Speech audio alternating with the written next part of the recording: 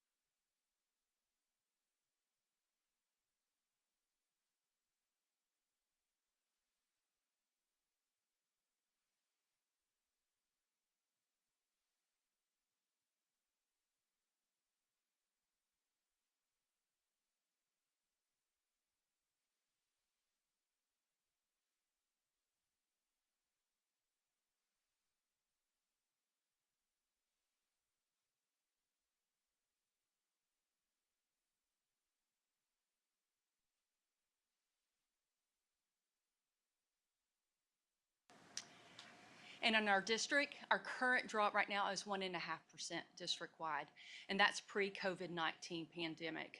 Another thing that we look at is just kind of how does attendance, low attendance affect student outcomes, and we're going to show you a little bit of that tonight. The next one is just learning what emerging external factors are facing our students. Is there something that we can look into, look at our students and figure out if there are reasons kids aren't coming to class? And then the other one, of course, would be funding. TEA funds schools primarily based on ADA instead of student enrollment. So if you kind of take last year's enrollment numbers versus ADA of 13,820, that's how much money we left on the table just for kids not coming to school. Now, those are big numbers, but what we're proposing tonight is some of that increase that we would see in funding, a majority of that would go back to the campuses and help campuses provide more opportunities for students. Okay, I just want to kind of put in a picture up here to show you just to look at what our attendance has done. So prior pandemic, we were sitting at 96.2%. When you look at that 18-19 school year, we had 96.2% again. But if you can kind of remember in that time, they stopped attendance when they sent us home, and then they didn't take those last semesters. When you look at attendance over all school districts, usually your 5th and 6 weeks are your lowest attendance. We took that out of the equation. That's why you saw that 96.4% little bump in attendance in 2019-20, excuse me. In 2021, we came back from the pandemic, and you can kind of look at that big dip, and we've been slowly pulling out of it with last year's attendance at 94.9%. So here we want to talk about a little example on a scenario when kids are missing school. So if we take an example where a student misses 2 days of school a month, that's about 20 days a year.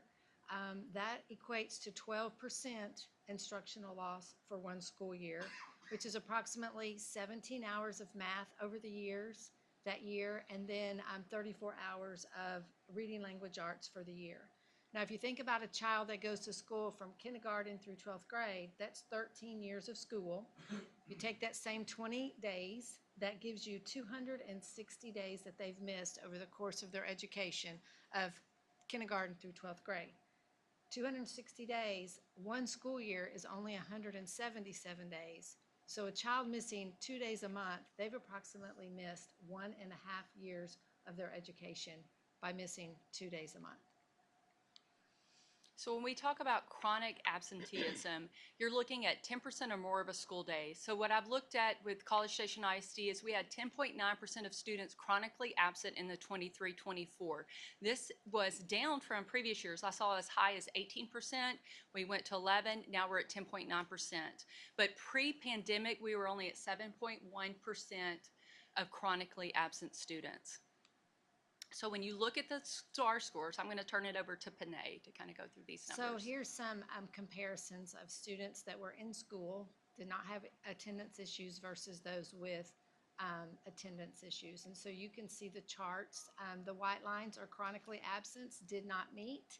The gold line, not chronically absent, did not meet. So you can see across the last 3 years, the math, the reading, the social studies, and science. So I'll give you guys a couple of minutes to look at those numbers for comparisons. Could I real quickly make sure, is this just College Station or statewide? just This is College. this is our actual This is numbers? our numbers, Wonderful. yes, Thanks. ma'am.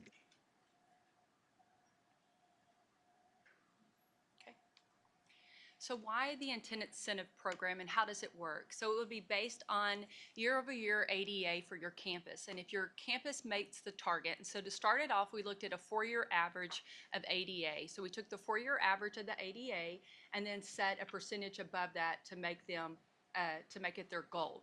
So incentives are awarded per campus and per semester. So after the first semester, we'll look and see if they're over at least 0.5% over their average, then they're going to see a little bit of money go back to their campus. If it's up to 0.9, they're going to see as much as 5 times the number of kids enrolled on their campus will get an incentive back to them.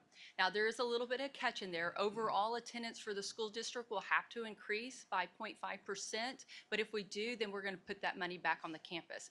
We will give those incentives out at the end of January, so they'll have them for this year. They might can look and utilize them for their campus expenditures.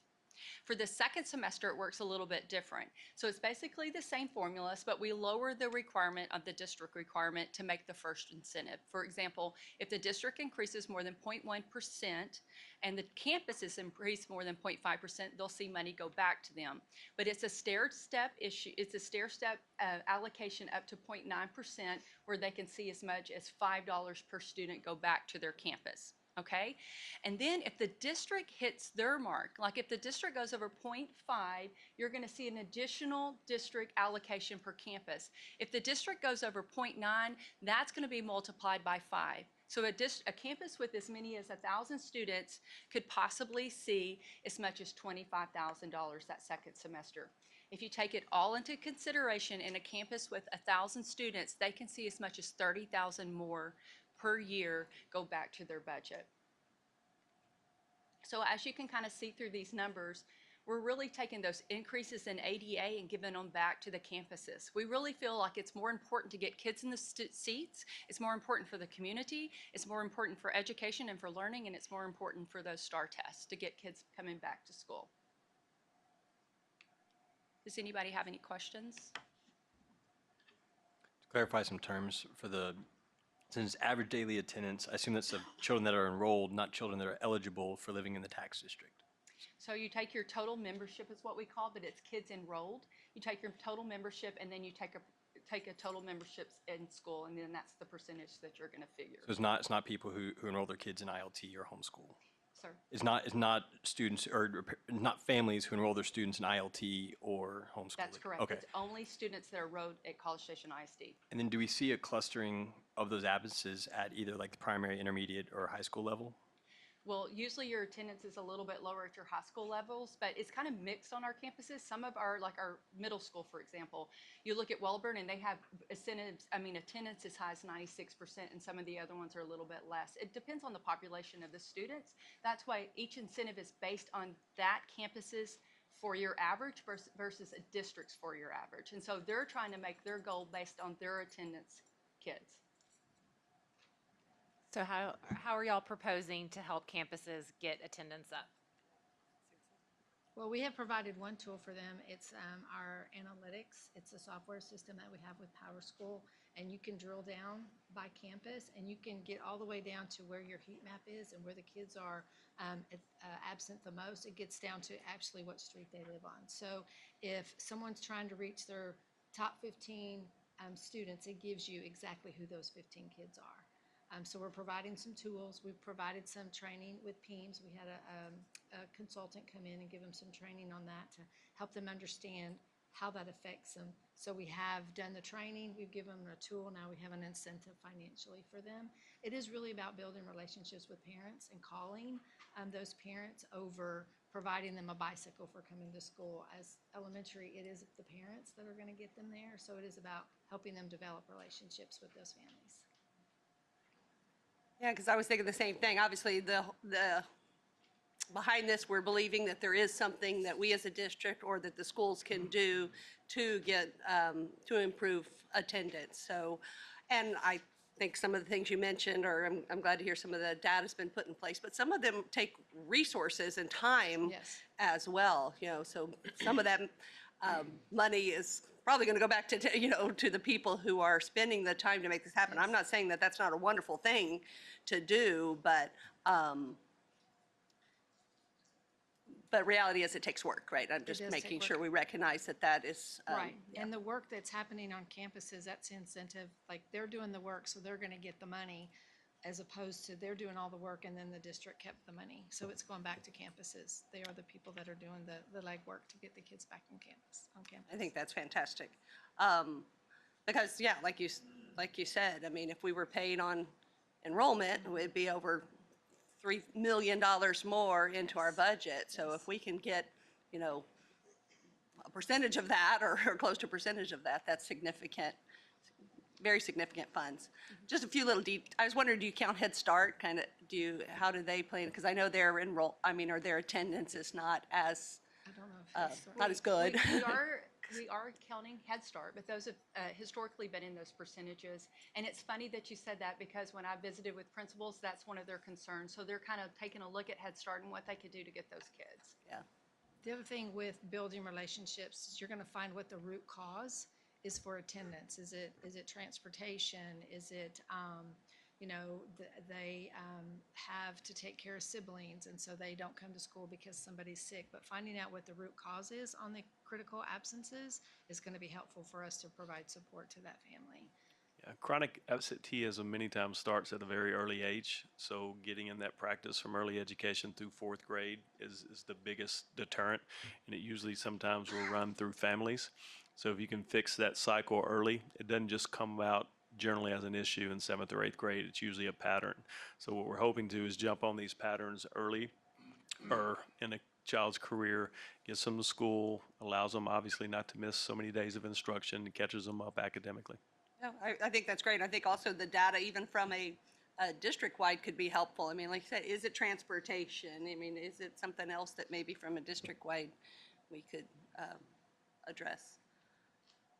And I'm just curious, how did you, so it sounds like you did talk with what was your process for determining this? Did you talk to the campuses about, if they thought this was I think a meaningful way to help encourage, I think it's a statewide push, in all honesty, because if you look at the chronic kids that were chronically absent prior to COVID and those that are now, or even just absenteeism, onesies and twosies, we've just got to work as a state to bring up attendance. I think it's just kind of on the district. It's going to affect the community in the future. I think it's going to affect, I think it started, like Dr. Harkrider said, at an early age, and it can go through their work life. And so it's just something, as a district, I feel like it's something that we need to work towards increasing. Also educating parents on the importance of attending school. We need to do a parent information push to educate them on the importance as well. Yeah, this is not a new concept. No. The new part of it is a push at the district level to educate parents, showing this data, and then the financial incentive. Campuses and teachers and administrators work hard, and now, honestly, to get kids out, throwing them a bone of extra funds that they could spend to utilize their campuses. No, and I agree. That's part of it. I think part of the issue, not issue, but part of the challenge is that this isn't new. I know a lot of people out of our schools work on this all the time, so I appreciate that. And but it is more of a problem, and obviously those test scores show it. One more question, and I think it's more on after. I'm assuming, is there a correlation between this chronic absenteeism and then kids who actually then drop out of school as well? Is that something that we know happens, or? I don't have the specifics on that today. I can look into it. Yeah, we can look at it and provide you with that information, but I would think it's probably in correlation, but I could get the data to support that. Thank you. So my question was going to be, are we planning at all to communicate this out to, parents and families? Because I know maybe they're not incentivized as much by the financial things coming back to the school, though that could be an incentive. But, you just made a good point. It's not just chronic absenteeism. We've got, a lot of kids that are just missing more school, and it's been a trend since COVID. Are we going to kind of give a district effort towards saying to families and students, hey, attendance is really important as we roll this out? Yes, there'll be a district initiative and a push. partner with Yeah, with the communications data department. as well as consistent communication, not just something of, hey, we need your kids to come to school, look at the data, but continuing to push the data out and then giving checkpoints by campus, every 6 weeks of what that, attendance is looking like. And we actually already had a lot of principals start on it and kind of educate parents of when not to take them to doctor's appointments and things like that to make an impact. Anything else? Great plan. Thank you.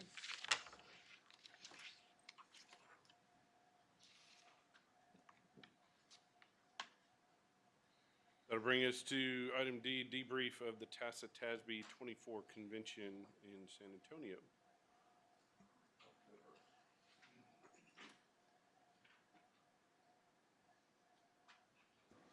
Well, I can just say, since it was the first time that I got to attend as a first-year board member, it was really impactful for me to be in rooms with people from all different kinds of districts. I mean, the state of Texas is a lot more diverse than we probably give it credit for. So from someone who's in a teeny tiny district to someone who's in like an Austin ISD.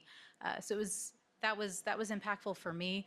But the other piece to that was to see that no matter what district we're in, we have a lot of common things that we're working at right now. And it just drove home to me the importance of making sure that we all understand and get out the word in our community about the funding of our public schools. And I know we've talked about that here, but being in a room full of statewide, superintendents and school board members, and no matter where they're from, they're all talking about that. They're all talking about the same thing. And so that was really one of the most impactful things for me, just kind of lit a fire in me again to do what I can to get that word out and educate people on how our schools are funded and what we need to be telling our legislators. I'll kind of echo that. It was really interesting as a first year. There were so many sessions. I mean, I feel like we could have been there for days and days. Couple of things that I did take away from it is our district really is doing amazing things. When you talk with other districts, I feel like we're really kind of ahead of the game in some areas, and that's all to the administrators and staff we have. Same thing with, I attended a session on safety, and I still serve on the safety committee here. Our director is really, really sharp here in CSISD. There's a lot of other safety measures I wish we could implement, but once again, it comes down to funding, and the state gives us $10 per kid for safety measures, which doesn't even scratch the surface of all the things that we could be doing. Another session I attended that I found really interesting was on PLCs and how some other districts have had just tremendous success implementing them. So I'm really excited that we have a big push for that in our district right now. And also attended a session on CTE and embracing the community, and I feel like our CTE push is doing that right now. So felt really good about the direction we're going, and did learn a lot.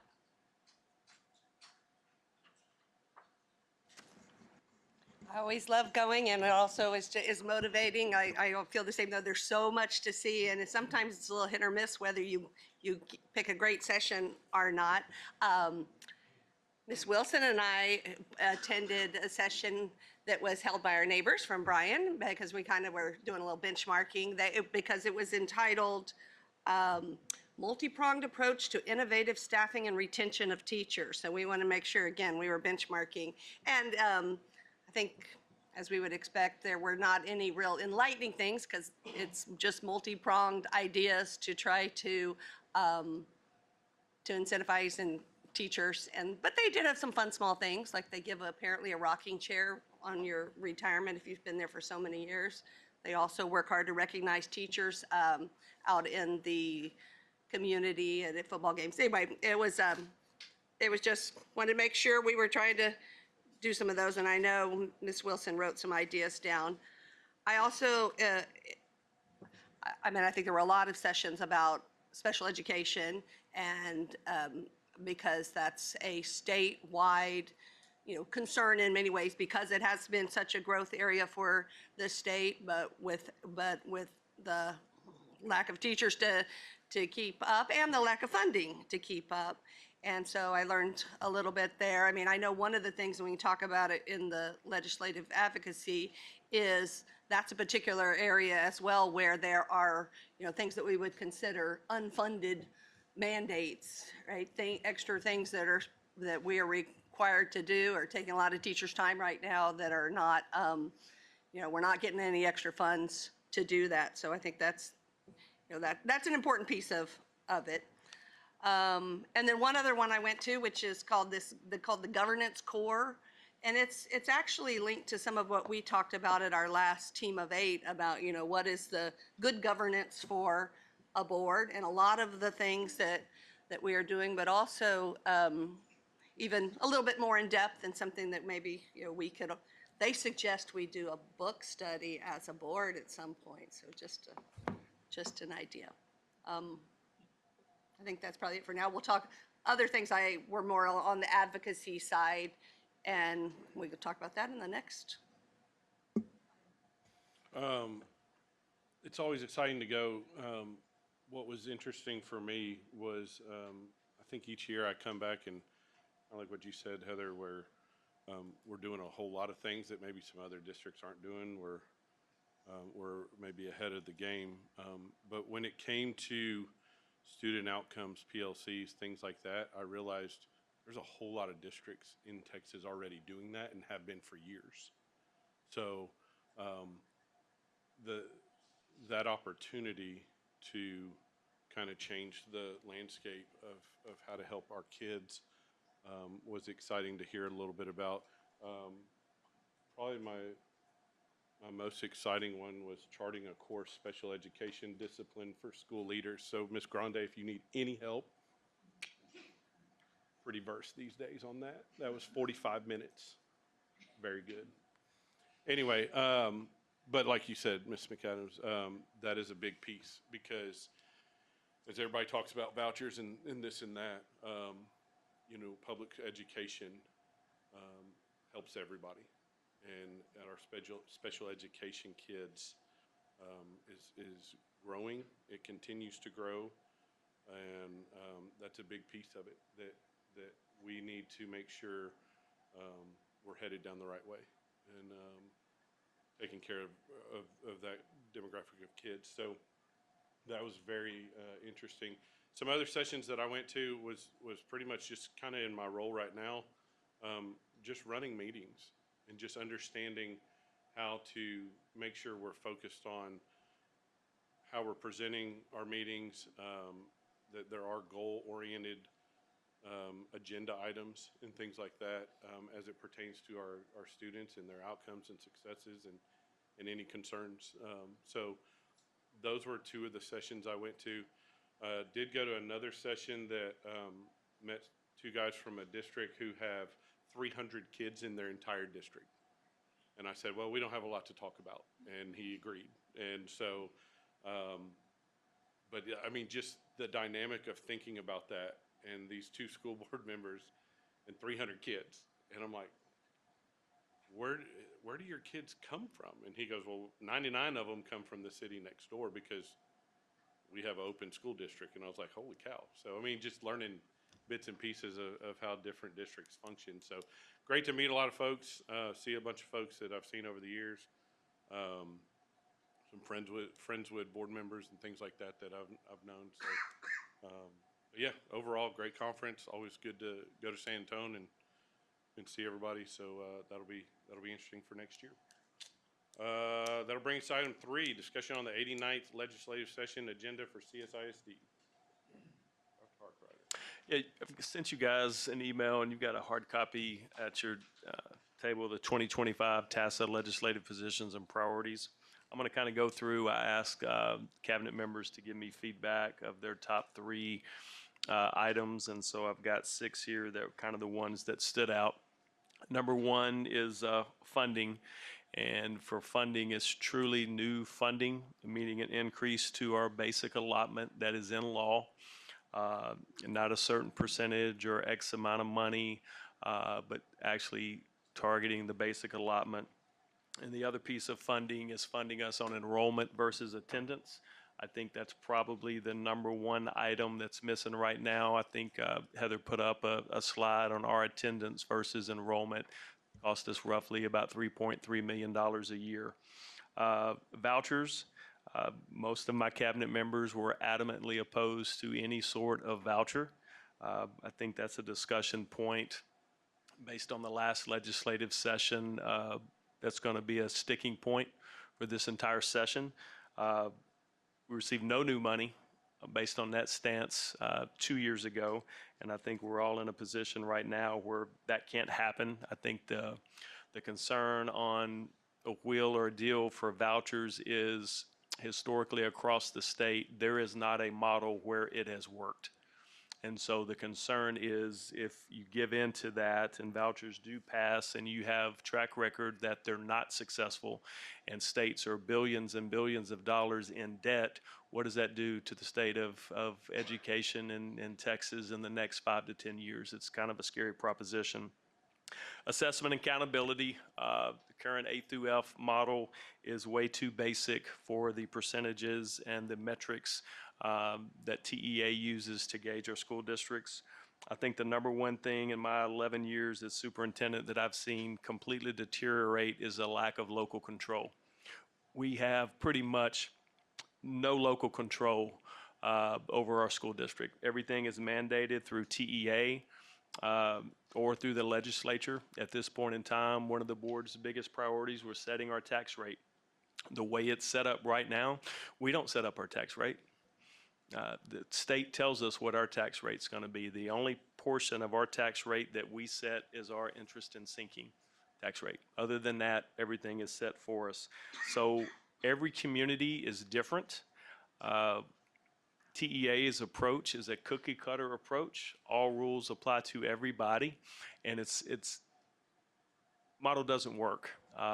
Each community is unique, and I think local control with what our taxpayers and what our parents want to see in the school district is something that needs to be given back to school districts. Teacher shortage,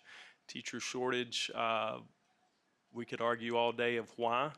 Probably, I think the biggest reason is you read nothing publicly in support of public education. It's everything that schools are doing wrong versus advertising everything that we're doing right. And the two biggest areas are SPED and bilingual certifications. Those are two of the toughest certifications for teachers to achieve, and we have zero flexibility with that. And what I mean on flexibility is not that teachers can't demonstrate those skill sets, but if we could hire a teacher to work in special education and give that teacher a year to pass a certification test, that would give our staff a year to work and prep that person to be prepared to take a test, versus I've got a position open because I do not have any special education teachers and my staff drowns trying to cover all the minutes that are required. And it's no different in bilingual ed. These are shortages statewide, have been a problem statewide for the last 5 to 6 years.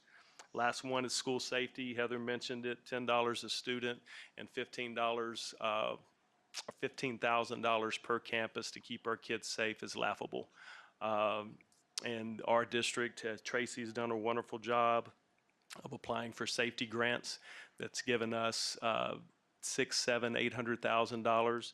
The Adams family, wonderful donation of $1 million to help us secure our campuses has been outstanding. I ran into a member of their board the other day that came back and was like, is there anything else we can do for you? It's like, absolutely, we appreciate that support. Has been phenomenal. And then our own district money, and we'll continue to do that. We have now security personnel, armed security at every single campus. We had to add 13 officers last year with not one increase in our budget to do that. The district could have opted out of doing that. We did not, because we didn't think, obviously, that's not best practice. We want our kids safe. We want our staff members safe. And so that was kind of our top 6 I'll kind of leave the discussion to you guys. I think this is kind of a consistent top 6 or more. The TASA piece, tons of other areas that they kind of dig into, but I think that's kind of a consistent 6 with our team of where we are and what we would like to advocate for. I will tell you that Austin and I and Krista will have plans. Krista's come up with an idea of some coffee chats, that this will be a discussion for us starting in January with our community through the legislative session, that we will get emails out to parents and our community about bills that are out there, what they look like, talk to our legislators. My job is to keep them informed and answer any questions that they have. When they sit down, we'll have a lot of freshman reps there. There's a lot thrown at them. There are hundreds upon hundreds of bills, and it's impossible, even with their staffers, for to have a great handle on every single thing. And I think our job is to make sure we've got two-way communication, that anything that's dealing with public education, that we're a resource for them to make sure that they have all the information that they need to make whatever decision that they want to make. But I do not want them to be guessing of what it's about, that we can fill in those gaps for them. When you talk about legislator engagement, the chamber sends a delegation to Austin every year.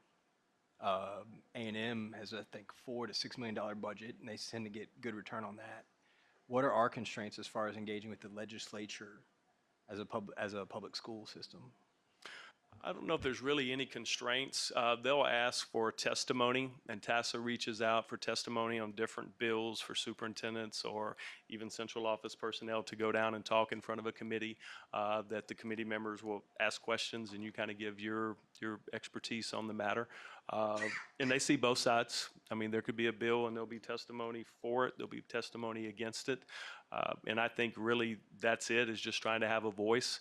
I think from what I've seen historically, us going down, a lot of times some folks just view, well, that's your job, that's what you're supposed to do.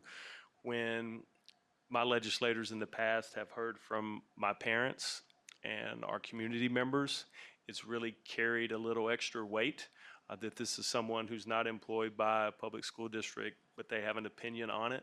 And I think it just gives them a different perspective that helps. And that's why I really want to make sure that we are educating our community of what's going on and how it affects us. I think the disconnect is they don't see how it's affecting us here in College Station, where it is, depending on what we're talking about. It could be a great impact, it could be a negative impact. But I think the information, we've got to fill in those gaps so our community members are aware. Yeah, I really think all that's important, but that last specific point of really understanding some of the specifics of how it's impacting us here, to especially communicate that with our local legislators that are going to be in Austin, right? I think we need some examples, and we need to be able to and share some numbers. I mean, it's one thing to advocate for the whole state, and I still believe in that as well, but I really want to make sure that we have a message that highlights the needs, here and some of the pain that we have here. I like the TASA document, and then I won't say the precise words, but the themes are local control, accountability, and transparency. But those have to cut both ways. Like you said, exactly. That's been my frustration. Is school boards really can't do much, but then we're held accountable for the state's decisions in the public square and on the rating system. And I think that disparity between the messaging that we're hearing statewide in the media, but then you look at our education foundation, our parental involvement, the TREs that we've passed, that tells me our community is in favor of what we're doing. And so I wonder why, like Jeff was saying, there's schools with 300 people, there's schools with, 30,000, and that Fort Bend problems are not College Station problems are not Georgetown problems. And how do we overcome that? And I just wonder why there's not if you're a good school district, why do the rules that Houston ISD, now that has to be put onto you? So that's why I'd reach out to the legislators. What and how are two different things. The what may have already been decided. I take the governor's word, vouchers may happen.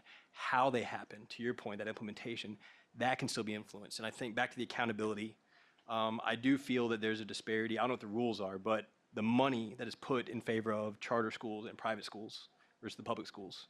Last I checked, Tim Dunn doesn't live in CSISD, and we don't have the money as an ISD to put towards that. The charter schools, all these special needs programs, well, they exist. Do we need more of that kind? Well, that's a state problem, but they already exist. Or do they just want more of that brand of charter schools? And that's fine. I completely believe in fair choice as long as it's accountable both. They can't have different set of rules and get the same amount of money with the constraints put on us. So that's what I asked the legislatures, that as long as it's fair and even, that transparency from the private side and the accountability on the public side, and then as much local control as possible is the way to fix that.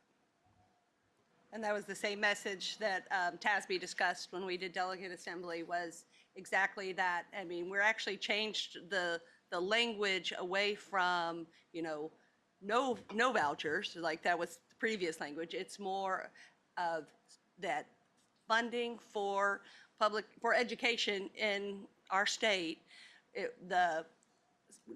needs to have the same accountability and the same regulations, you know, the same guardrails wherever that money goes. And because that has not been the system. It's not been the system for charter schools to some degree, but it certainly has not been a part of the proposals for any of the ESAs. And so I think, I mean, that's kind of been the message that TASB's taken. I also like TASA's way that they formulated this. I did, for the agenda, I would point out that really the summary for advocacy agenda from TASB is the second page of this, and it was really the two things. It was invest in students, right? It's really, you know, about funding for students, and it focuses, it's really this, and I'm sorry, this is a very printed out oddly. It's the little paragraph that starts with support students and properly resource all public schools by increasing the basic allotment. I mean, that's the easy math and the easy way to, you know, tell people that the basic allotment has not kept up with the needs, and certainly has not kept up with inflation. And, you know, so that's kind of the main piece of that. The enrollment-based funding is in that same sentence, so the same things that you have said. And then the other big bold one at the bottom is empower local communities, really back to that loss of local control that you were also talking about. Those were the two big headings that TASB wanted to really you know, focus on. There's a lot of other details there, but it was the same two biggies. I mean, we just had a report on the allotment piece. I mean, that's, like you said, Kim, that's pretty self-explanatory. It's a math game. It makes sense. Haven't got funding since 2019, I believe, yeah. Yeah, so increase in funding there. And a whole lot's happened since then, obviously. So the A through F accountability, the scorecard there, that one drives me nuts. And it's continually moving the goalposts while the game's being played. And that does not make any sense to me. You know, we're taught that life is not fair. And I agree, life is not fair. However, level playing fields are fair. And it's the reason sports teams get out on the field, the court, whatever they do to play the game, because you never know what's going to happen. So if we're playing on the same field with every other ISD, and then if we're bringing the charters in, private schools in, then we can make this make sense. Like you said, Blaine, everybody's talking about vouchers. No one has said what's in that thing or how that's calculated or how this is that. You've heard things, assumptions, but nobody has, I mean, no one could sit and tell me exactly what is the voucher system. And that's where I'm just kind of waiting. We have tremendous community support here. We have for years and years, decades really. So that's huge. The interesting piece of College Station ISD, like you mentioned, in the district that I talked to at TASB and this and that, we are a unique district because in our 5-county radius, we probably get the lowest federal funding of any district. Correct. That's an assumption. Don't know for sure. And that's because of, you know, housing, taxes, things like that. That all comes into play there. So we're not like a Houston ISD, DFW area, things like that. So, and Dr. Harkrider is very good about this. You know, everybody's talking school choice and everything. Everybody does have school choice. You can move wherever you want and live wherever you want. And so it's out there. It's just a different type of school choice. So it's going to get interesting. I think Dr. Payne said it before in a meeting previous. We're only a voice up here, and the administration and teachers and all that are only a voice. So we have to depend on our community, our parents, and folks like that to get the message out that, hey, you know, if we keep kicking the can down the road, school districts are going to be in a world of hurt even more than what we've already seen. So it's unfortunate that we're in this situation. The only fortunate piece is that we're a couple of months from going back in a legislative session. Knock on wood, hopefully that's a good thing. But that's, I try to look at the glass half full, not half empty. That's the good part, at least. Hopefully we'll have some answers. And on the positive note, the governor himself has mentioned a few times that he's not a big fan of STAR. Now, he hadn't been, I don't know if it's the test. I don't know. I get frustrated with the lateness. If that is the standard, let's assume it was comprehensive. Cool. How can we adjust our curriculum and our application if we don't get it till years after it's been applied? So he doesn't like STAR. That's awesome. And I like what he's saying is teachers should be teaching. Just like an ISD should be educating. And I think if he holds to that principle, I'm optimistic the outcome will be there.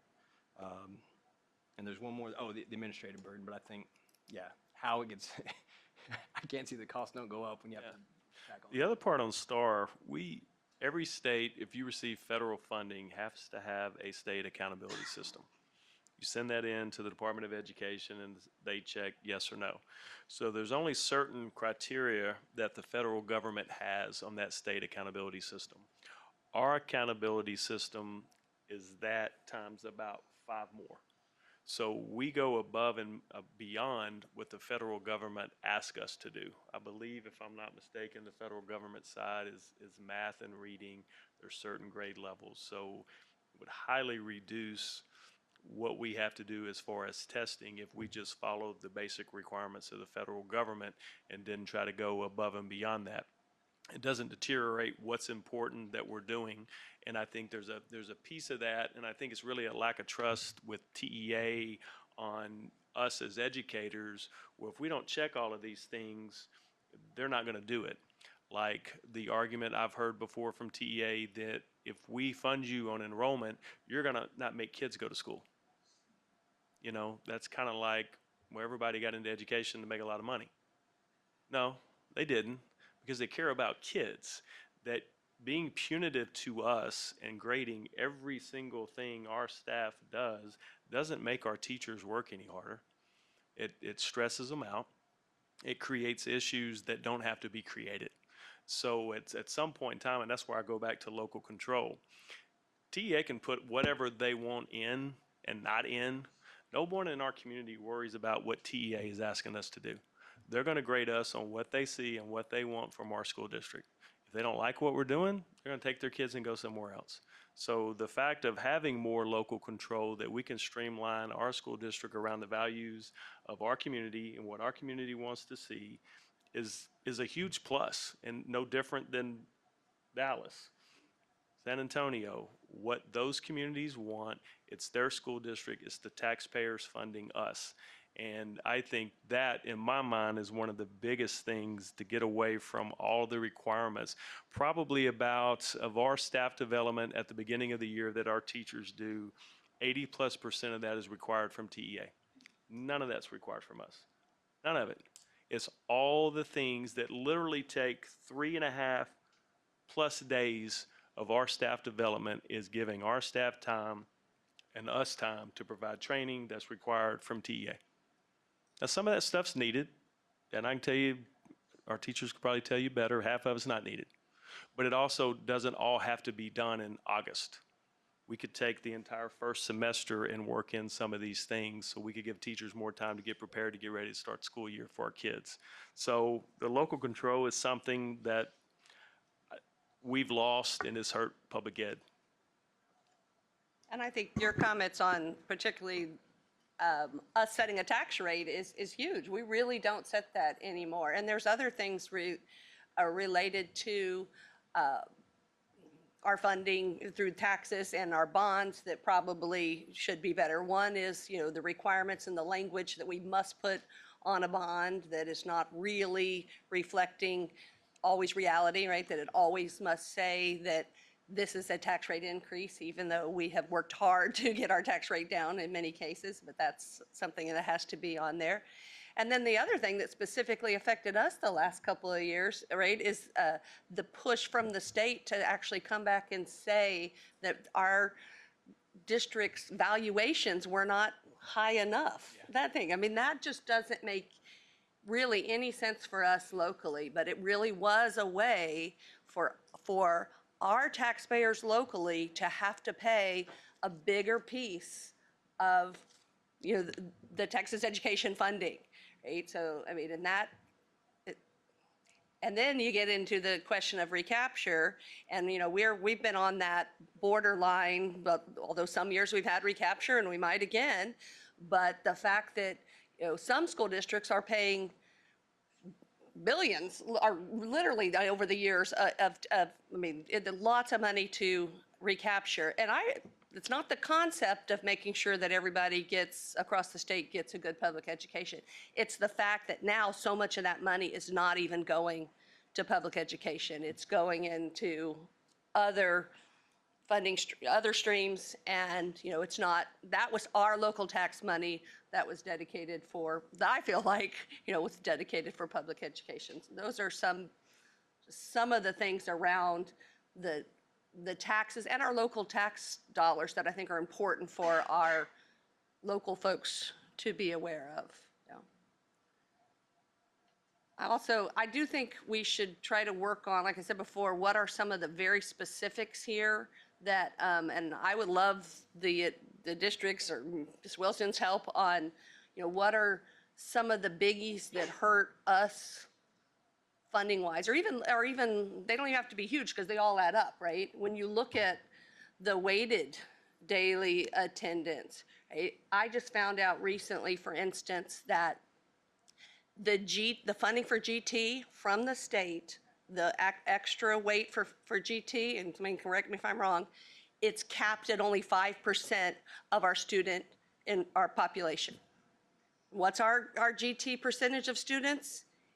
I think we're like 12% now, right?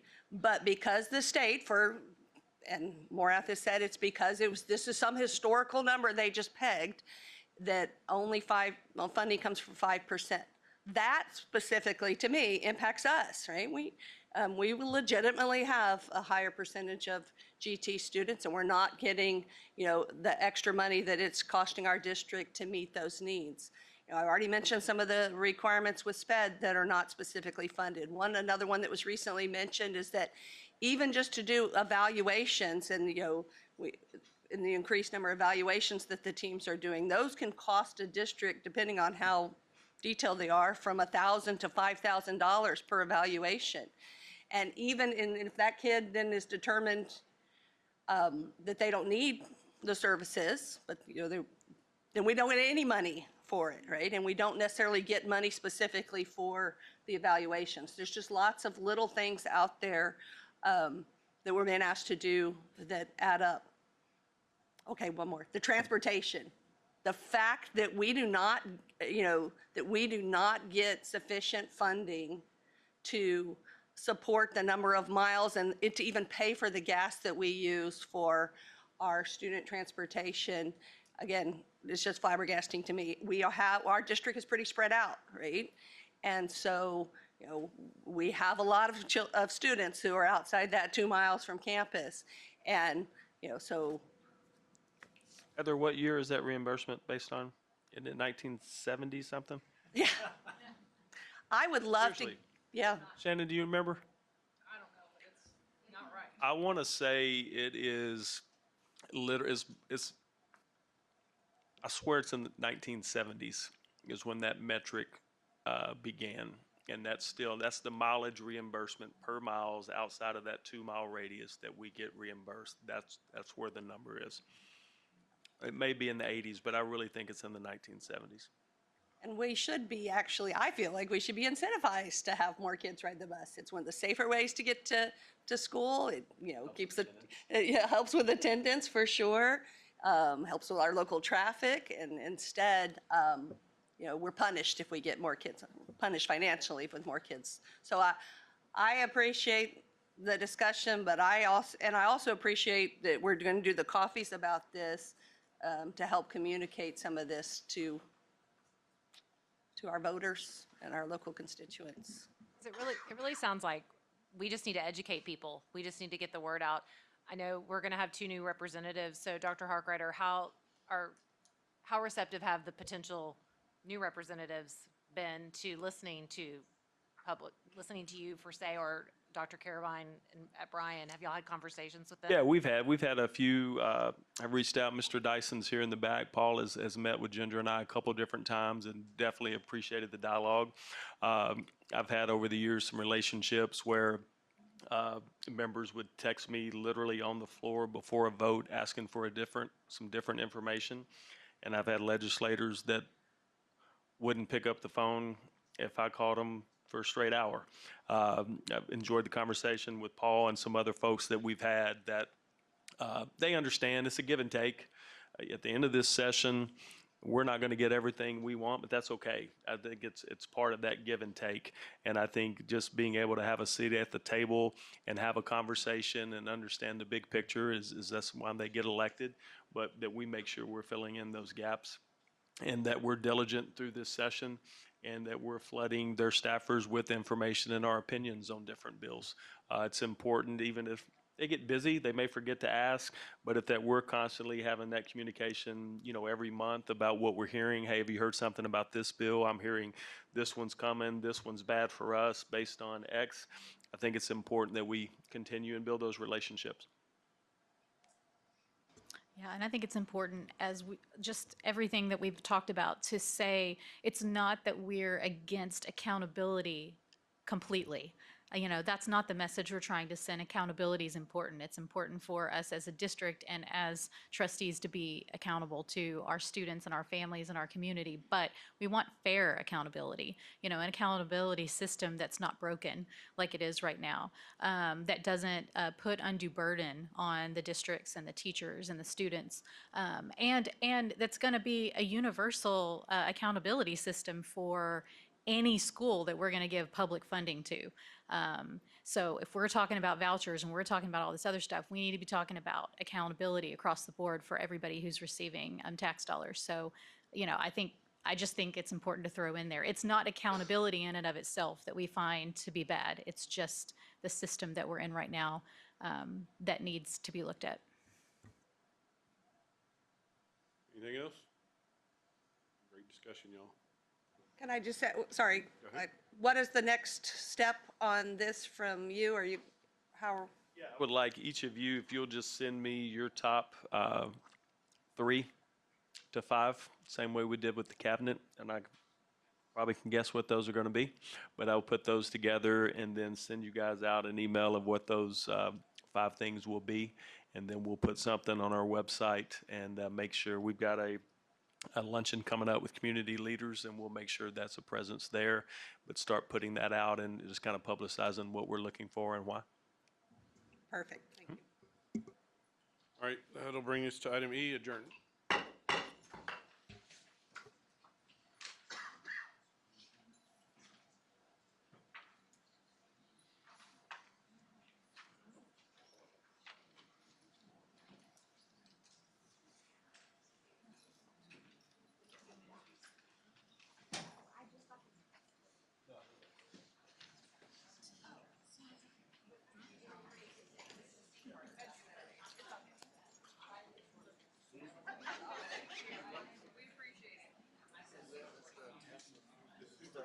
Yeah, here you come on.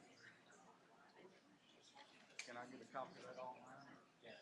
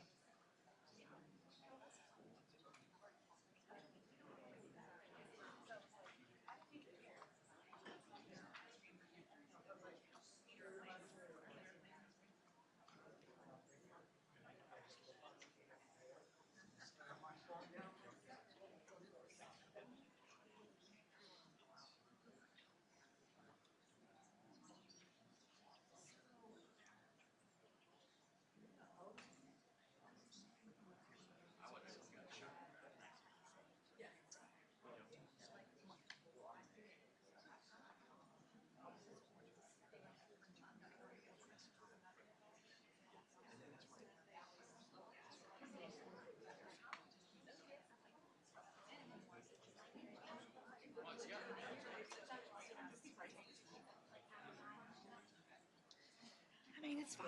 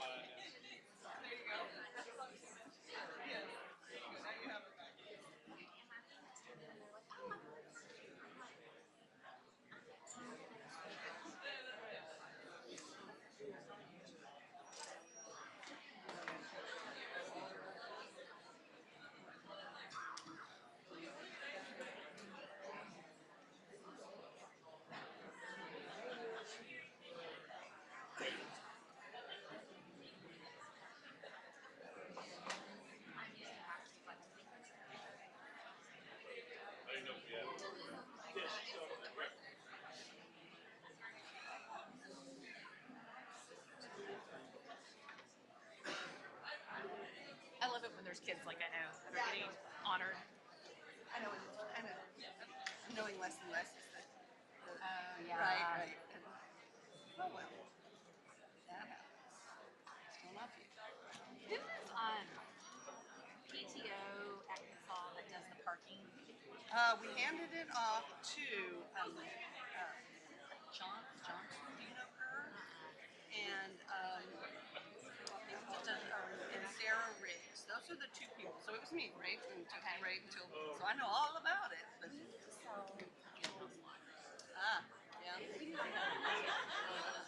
That's part of the problem. Is there's just not enough. Right. And Dane, and I know there's some of your cars, but Dane doesn't know those cars. Yeah. I mean, most mornings he's there at 7 a.m. He's like, I'm not going to my car because they have baseball for a period. And actually, it's fun. Yeah. No, it's a huge benefit to be able to have that reserved spot, especially when you're, well, especially for a senior, right? You skip in first period or something like that. Right? So, but my point he's not is, stupid. when will they put, if he can't, if he wanted to get a reserve spot in the other lots, when did those go up for grabs? March. They opened it up like March. And he's a sophomore, right? So he can do it for next year. And he can get one right, like by the tennis court, or in between, or in the main lot if he wanted. But sometimes the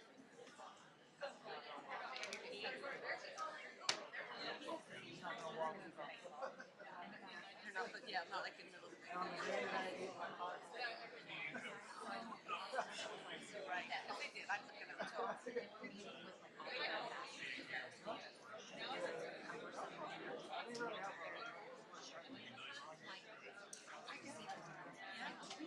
We're missing a lot. I don't know what. Are you going to give the DEIC one? Yeah, last time. Yeah, I was just going to say calendar. So it's funny because calendar came out at CSISD. Just not like in a bad way, but just in a like talking about the parade. So how'd y'all like that parade? Like, yeah, our kids are up here like every day. Yeah. Oh, really? Oh yeah. I think very engaged students are still. Yeah, there's football group. Anyway, it was just like, well, I was like, well, I'm curious. It was fine. It was just teacher input. And the Title I. We talked about the Title I presentation on Title I. How parent engagement and all that. Yeah, I'll give it.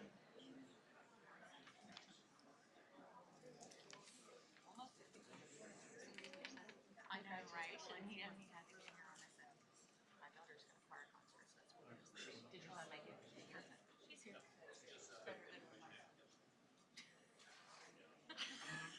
My daughter.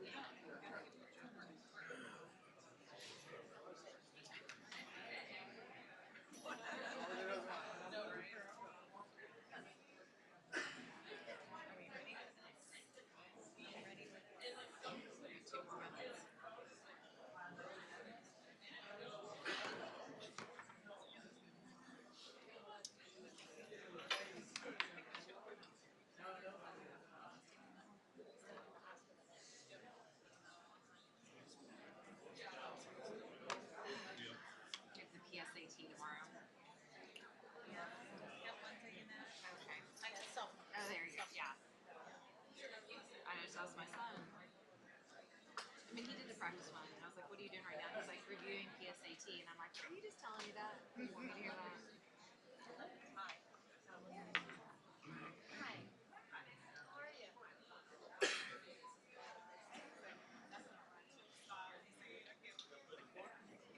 It's where we belong. Chrissy, get on. Yes. Correct. Gotta log my hours over here.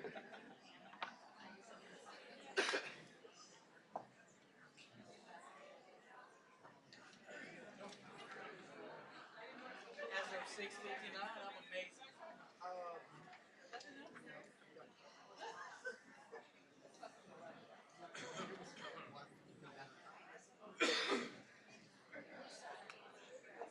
Maybe you got me sick.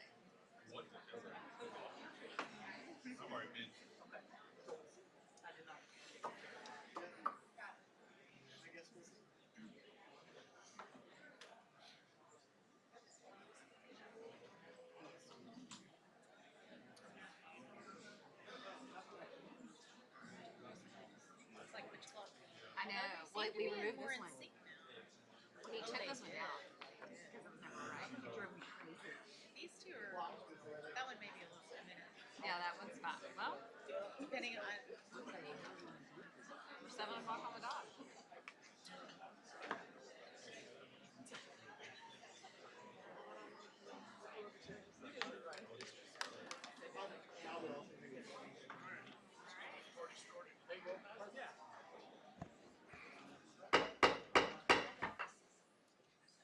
Welcome, everybody, to our regular board meeting Tuesday, October 15th, 2024, a little after 7.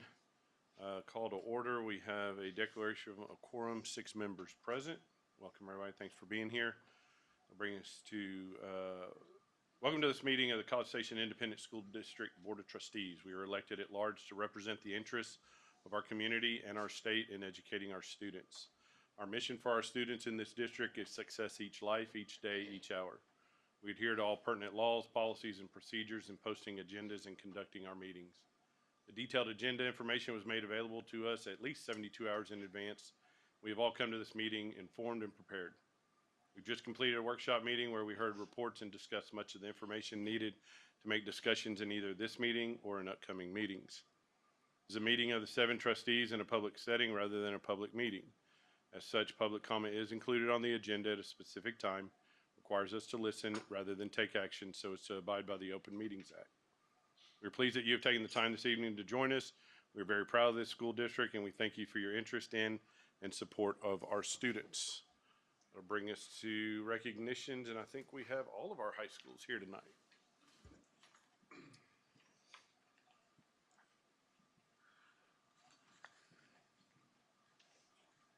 Sorry. You're good. So good evening. My name is Chris Southard. I'm the very proud principal of College View High School, and it's my honor to introduce students from all 3 of our high schools, College View, Consolidated, and CSHS, to lead us in our pledges. So guys, come on up, introduce yourselves, tell us a little bit about yourself, your school, and then lead us in our pledges tonight. Hello, my name is Lauren Reitmeyer, and one thing I love about College View is all of the dual credit opportunities I have. My name is Noah Sims. I'm a junior at CVHS and the vice president of Skills USA, and I enjoy the dual credit classes they have to offer and the CTE programs that I'm a part of. Howdy, my name is Sam Aguirre. I'm a junior at College Station High School, and one thing that I like about CSHS are all the opportunities that our school has to offer. And some of those activities that I'm involved in are FFA, FCA, and Gen Now. Hi everyone, my name is Lainey Causey. I'm currently a senior at College Station High School. I'm involved in track, NHS, and student council where I'm currently the student body president. And one of my favorite things about CSHS is the community and culture fostered through the staff and the students. Hi, my name's Jessie Schwartz. I'm the captain of the A&M Consolidated Bengal Bells. And one thing I love about Consol is the character and the originality of the school, and that's what sets it apart from others. Hi, my name is Stella Bales. I'm a senior and I'm student body president at Consol. I'm also in MSA, Vet Med, FFA, and the Environmental and Natural Sciences Club. I love Consol because I love all of the different opportunities and especially the CTEs, like the Vet Med team. And right now I'm a Vet Med student and I go to West Brazos clinics to work there. Will everybody please stand and join us for the United States Pledge?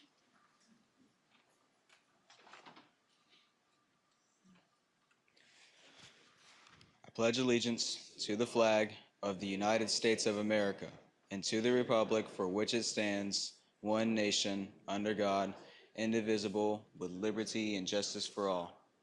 And now for our Texas pledge. Honor the Texas flag. I pledge allegiance to thee, Texas, one state under God, one indivisible.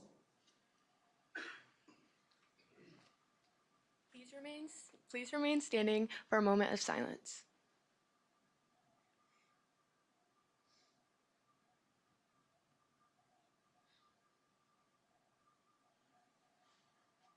You may be seated.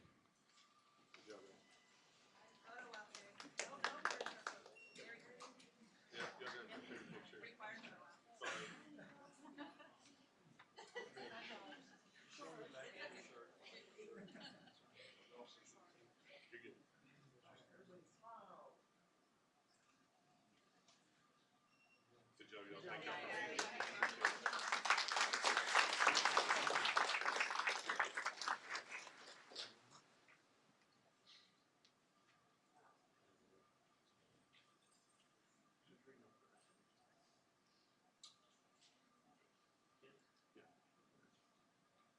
Okay, so we will continue.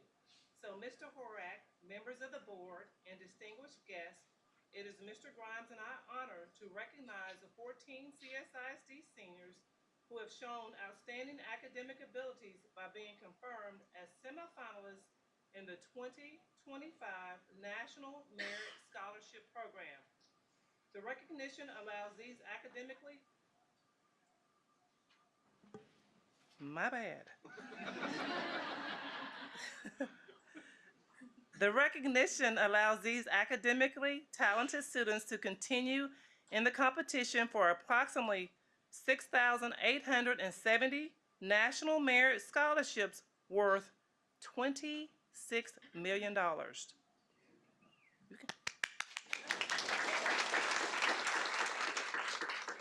So students, when I call your name, please come to the front to receive your certificate from Dr. Harkrider and allow the board to recognize you for your achievement.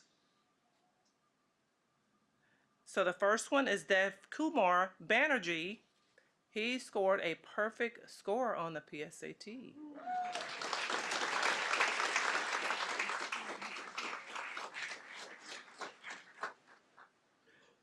We have Jack Carter.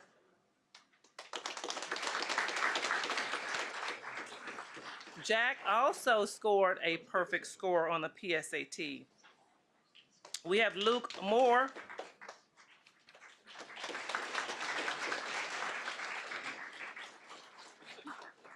Nathaniel Tremblay.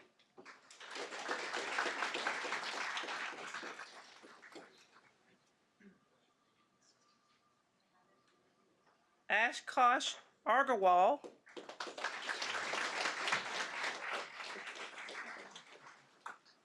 Giancarlo Valadares.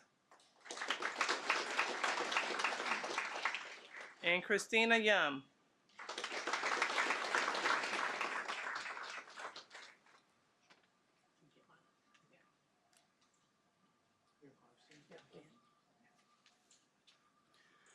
Good evening. My name is Justin Grimes, and I'm the proud principal of College Station High School. If I could get all of our CSHS honorees to start moving to my left, your right, I will call you up one at a time. So this is our National Merit semifinalist from College Station High School. We have Luke Chang.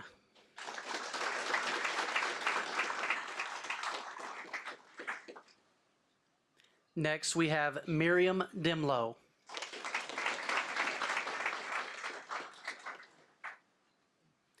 Kelly Ding.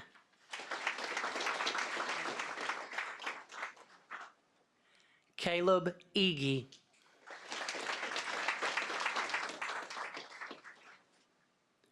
Sammy Mahapatra.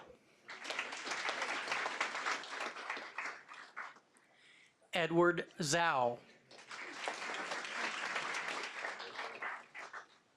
And last but certainly not least, Joyce Zhang.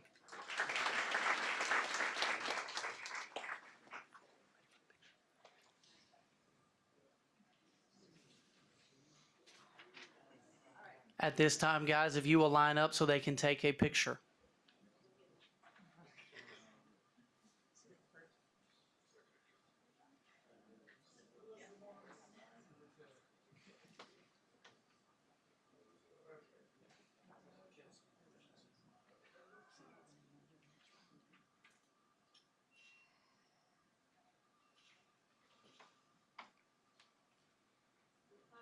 Keep smiling for mom and dad.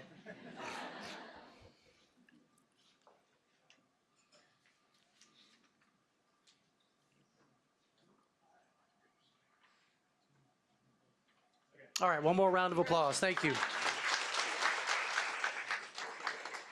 Congratulations, guys. In addition to our semifinalists, 25 CSISD seniors have been designated commended students by the National Merit Scholarship Corporation in recognition of their outstanding ability and potential for academic success in college. These academically talented students are among more than 2/3, approximately 34,000, of high scores on the preliminary SAT/National Merit Scholarship qualifying test. Students, when I call your name, please come to the front and again receive your certificate from Dr. Harkrider. Allow the board to recognize you, and then you will hang around for the picture at the end. Again, College Station High School honorees, if you will start moving to the outer edge, I will call your name. From College Station High School, Swari Akele.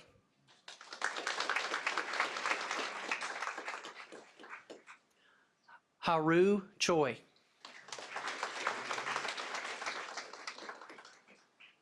And I don't believe these other members could join us tonight, but I'm going to recognize them anyway. We have Seth Boivy, Alan Lee, Arun Muthukumar, Bowen Tian, Pulin Zhu, and David Toussaint.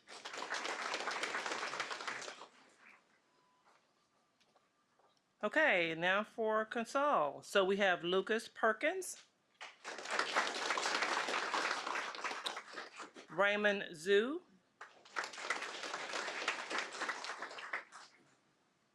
and then we have Andrew Benavides, David Zhang, Evie Nolan, Justin Palazzola, Kevin Yang, Megan Rasmussen, Michelle Harry, Noah Kim, Riley Matheson, Samuel Sayer, Sherwin Gohill, Sophia Mackin Planky, Tate Jasperson, and William Ferris. Okay, at this time, we'll take a photo.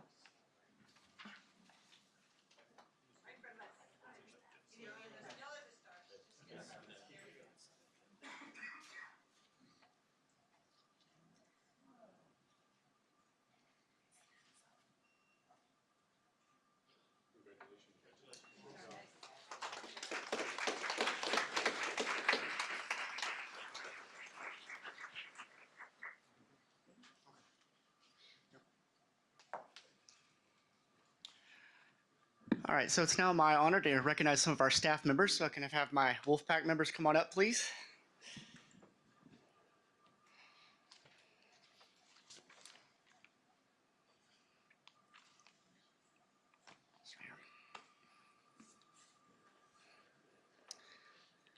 So first we'll start with Lori Rath here. Lori is our Dean of Students, which means she does everything that's not assigned to me. And so that's a lot more than I do, actually. She is the heartbeat of College View High School. She is our counselor. She is our registrar. She is our testing coordinator. She's our 504 coordinator. She keeps me sane a lot of the time. She does a lot of things, and she's been at College View since the place opened. She has a true heart for the kids. There's no way that school exists or functions without her and her work and the heart and soul that she pours into the kids. And so I wanted to recognize her for everything that she does to help me and our kids and our school at College View.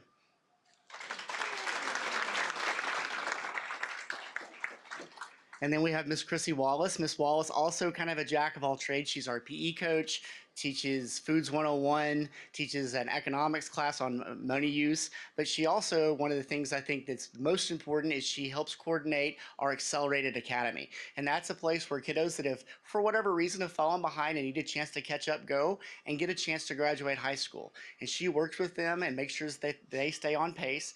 We have already graduated 5 kiddos this year from our Accelerated Academy at College View High School. That's a lot of that is due to the work of Miss Chrissy Wallace and what she pours into those kids, things they would not have had the opportunity to do without her guidance. And so we want to recognize her for that.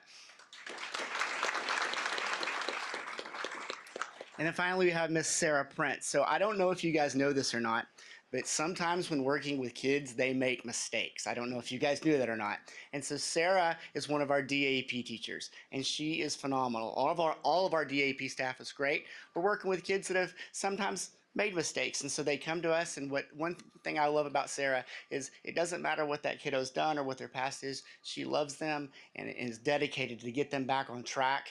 Has a true heart for the kids, and those kids probably need them more love than anybody else in the district. And so we're excited to have her and what she does, and really all 3 of these ladies for everything they do at College View and the DAP.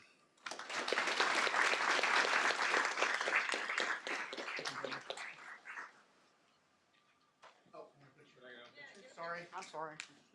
We want a picture of y'all.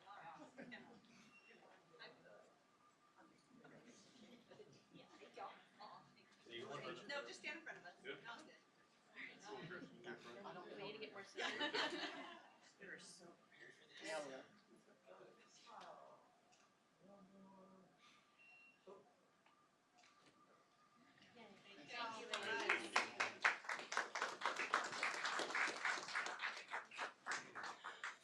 So while our Cougar family members are making their way up here, I'm just going to tell y'all right now, none of these people want this recognition, which is one of the things that I'm going to talk about, which is why they're here tonight, because they're so special. So the people that I invited tonight are our entire office staff, paraprofessionals that serve in every capacity that take care of kids and adults in our building. They have one of the toughest but hardest jobs. For those of you who are here at our workshop this evening, you heard Miss Wilson talking about the programs and the money, if you will. And every single one of these members up here are responsible for all of the programs and the platforms and the data and the metrics that go into all of these records that are so valuable. But more importantly, these people are the reason that our kids come to school, because these are the faces that the kids are seeing in the offices before they get to us.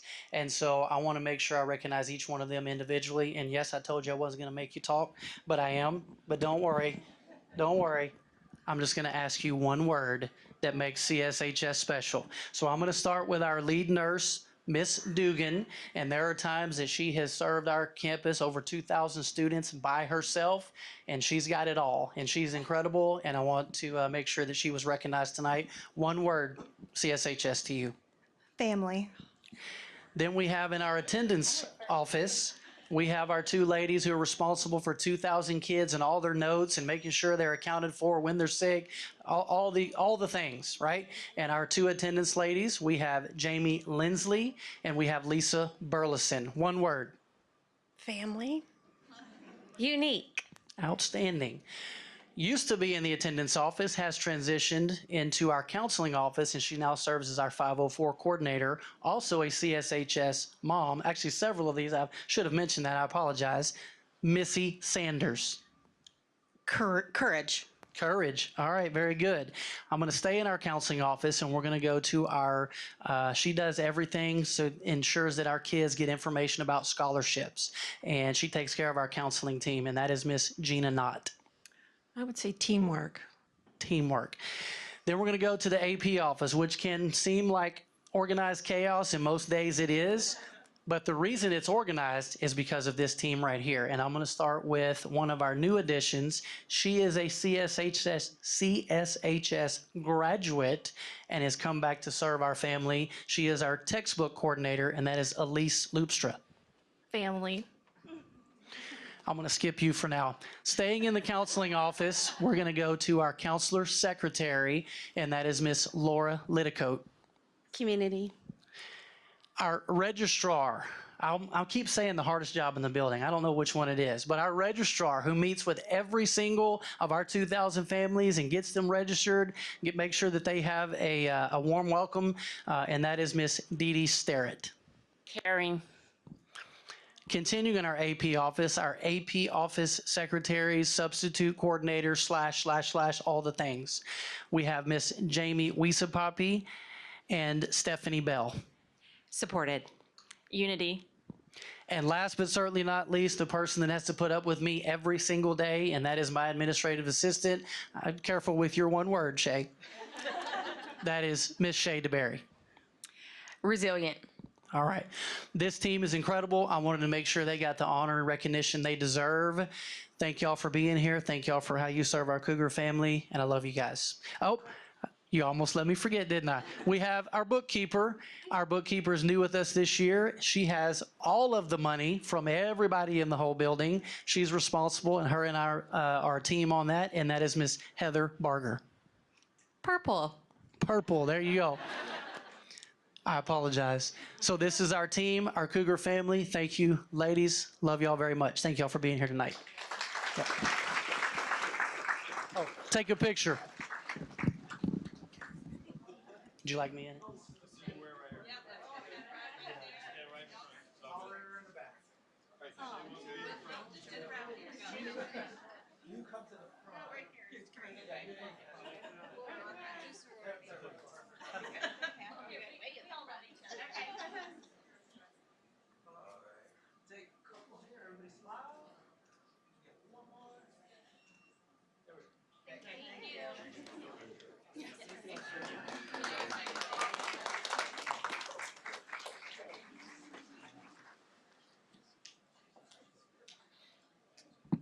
Okay, at this time, this has been a secret for these young ladies. And so at this time, I would like our special education instructional assistants, if you guys will come up. You ladies.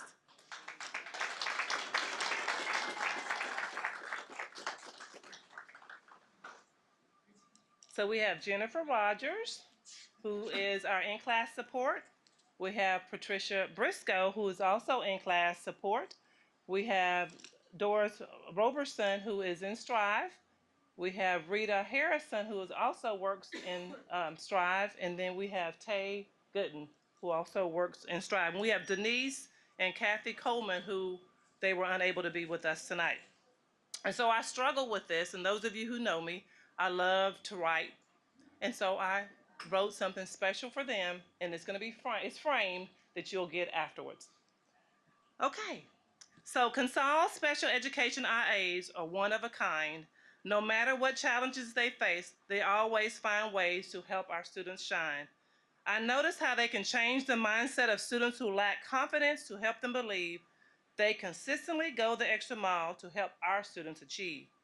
They support bathroom needs, feed students, work with individuals or small groups, and so much more. Doing whatever it takes is a mentality they adore. They help supervise students both inside and outside the classroom and on field trips too. Reassuring a safe and supportive environment exists is the most important thing they do.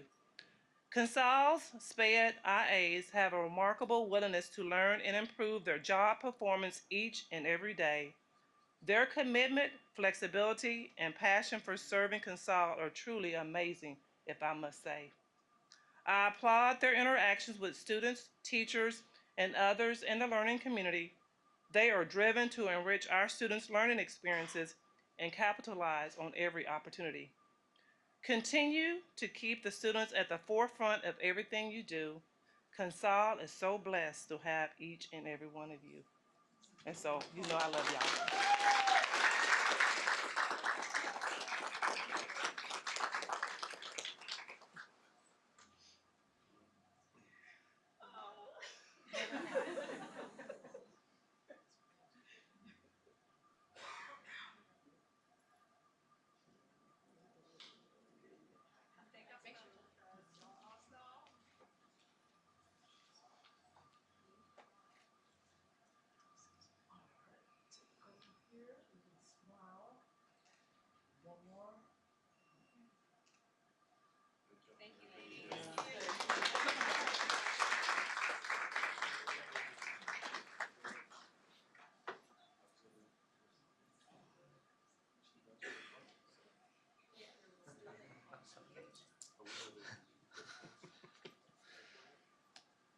Pretty good. All right, so tonight we also want to recognize a couple of people from our auxiliary department. First off is in our custodial department, CJ Tipton. CJ is the head custodian at Rock Prairie Elementary. He started with the district in September of 2020 and was recently promoted to our head custodian in March of 24 there. The Rock Prairie staff has emphasized that CJ works hard to keep the campus safe, clean, and does a fantastic job of communicating with the staff and letting them know what's going on. So thank you, CJ, for all your hard work and dedication to Rock Prairie Elementary and College Station ISD. So here's that. Make sure I get these in order this time. And no, stay up here. And secondly, I also want to recognize Ray Chase. Ray is in our grounds department and is currently our spray technician. You've probably seen him around the various campuses throughout the year, but Ray started with the district in August of 2021 and has consistently demonstrated his commitment to teamwork by readily assisting his colleagues wherever extra help is needed. It is not uncommon to find Ray in a hole with the irrigation guys or whatever else is needed with that department. But thank you, Ray, for going above and beyond and all of your hard work and keeping the grounds at College Station looking nice for students. We'd like to give them certificates and also thank E3 and our Education Foundation for graciously giving them a gift card as well for all their hard work. So, thank you.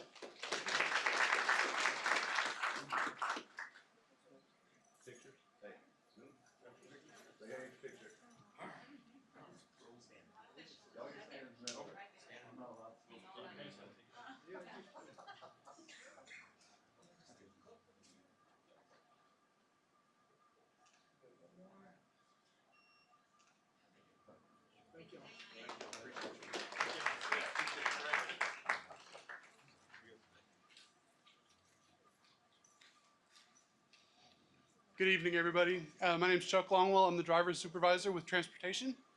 We also wanted to recognize our employee of the month, Miss Stephanie Meek.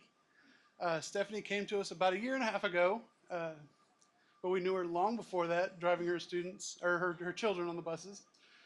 Stephanie came in, she got all her training done, and then she became one of our special needs drivers. And I think she was expecting a nice, easy year.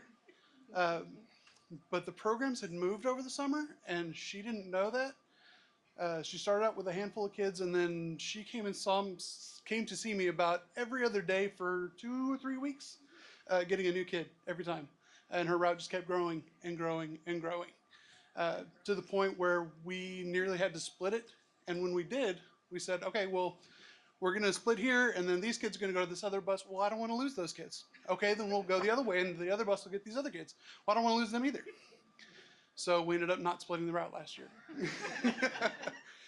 She did end up making it work. And to this day, Stephanie has been a smile in the building, always willing to do whatever needs done. And I'm just very, very thankful we have her. So thanks to E3 and Education Foundation again for a gift certificate. And then you also have a fancy parking spot out at the building.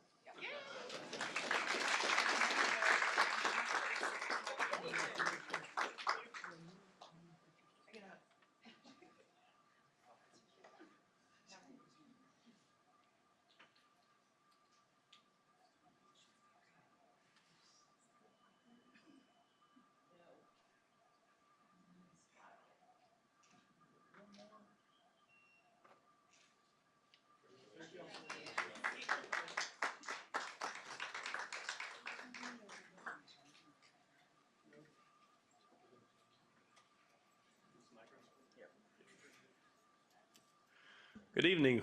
We may have to get Mr. Horak some water and a fan. He is struggling to stay up this long, so I apologize. I did not prepare them. We'll have to be in better shape next month.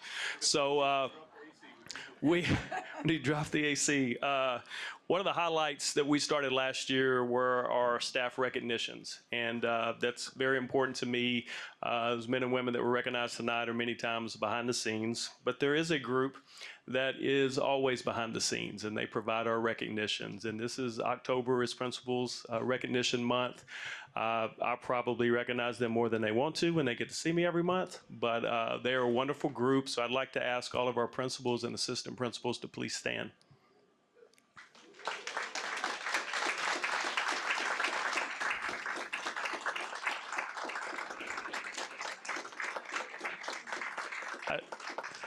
I don't believe once a month is near enough to recognize these men and women who do a wonderful job leading our kids and our staff members each and every day.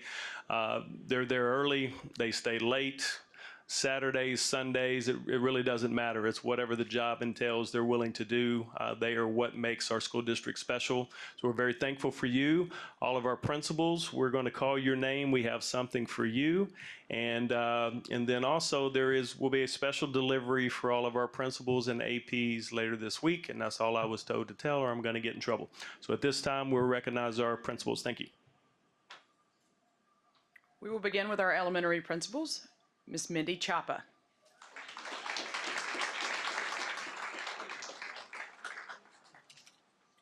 Mr. Jeff Duran.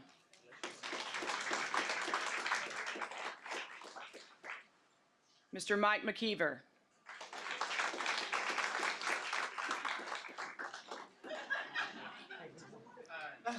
Mrs. Teresa Cott.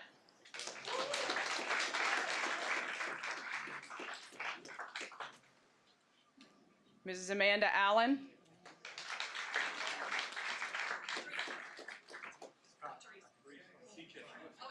Mrs. Donna Barrington.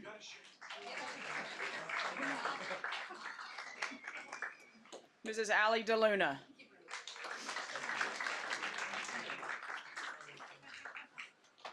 Mrs. Heather Sherman.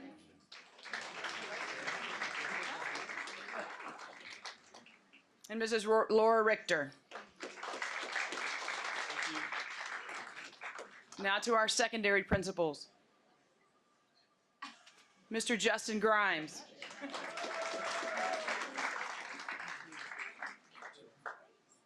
Mrs. Gwen Elder.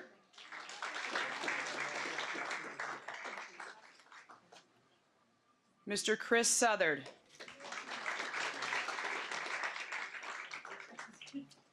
Mr. Omar Espethia.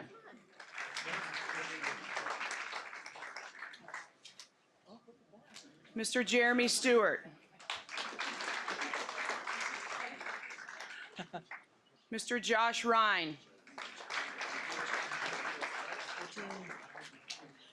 Mr. Rocco Grandy.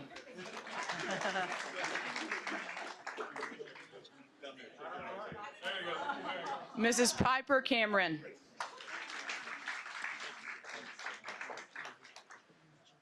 And Mrs. Brittany Kane could not be here, but we definitely want to recognize. Principals, as you look at your frame, these words of appreciation, love, and support are from your staff members. It took some emailing on Mrs. Leifer's part to not include you. It was very hard on technology's part to exclude you because you're a part of every email group. But these are words that come from the heart from your staff members that you support, develop, and love every day. They love you as well. We value you. We appreciate what you do for every campus, for all faculty members, and for our children's in CSISD. Thank you.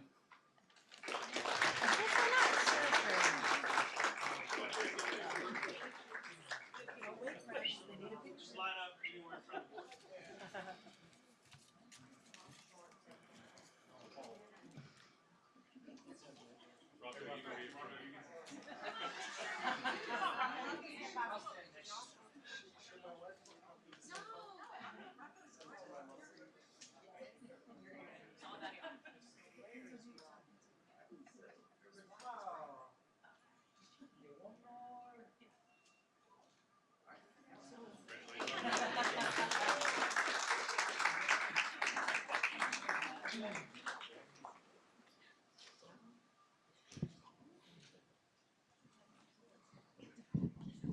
far as I know. Yeah, I heard it.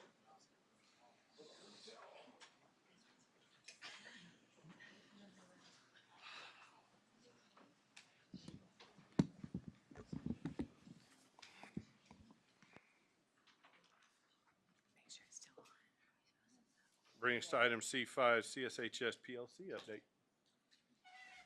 Thank you. Good evening. My name is Kelly Banker, and I am one of the assistant principals at College Station High School. Very excited to be here. Allie Kinney and I have the opportunity to speak to y'all about our PLC update. So first of all, thank you to the board, Dr. Harkrider, all the cabinet for giving us the opportunity to go to Solution Tree Institute, Summer Institute in Fort Worth this summer. We had an amazing 4 days together. Not gonna lie, I would say that we were all a little hesitant on what is this we're about to get into, but afterwards we were true believers. That's one of the words that Solution Tree uses, but by the time we walked away, we definitely were believers.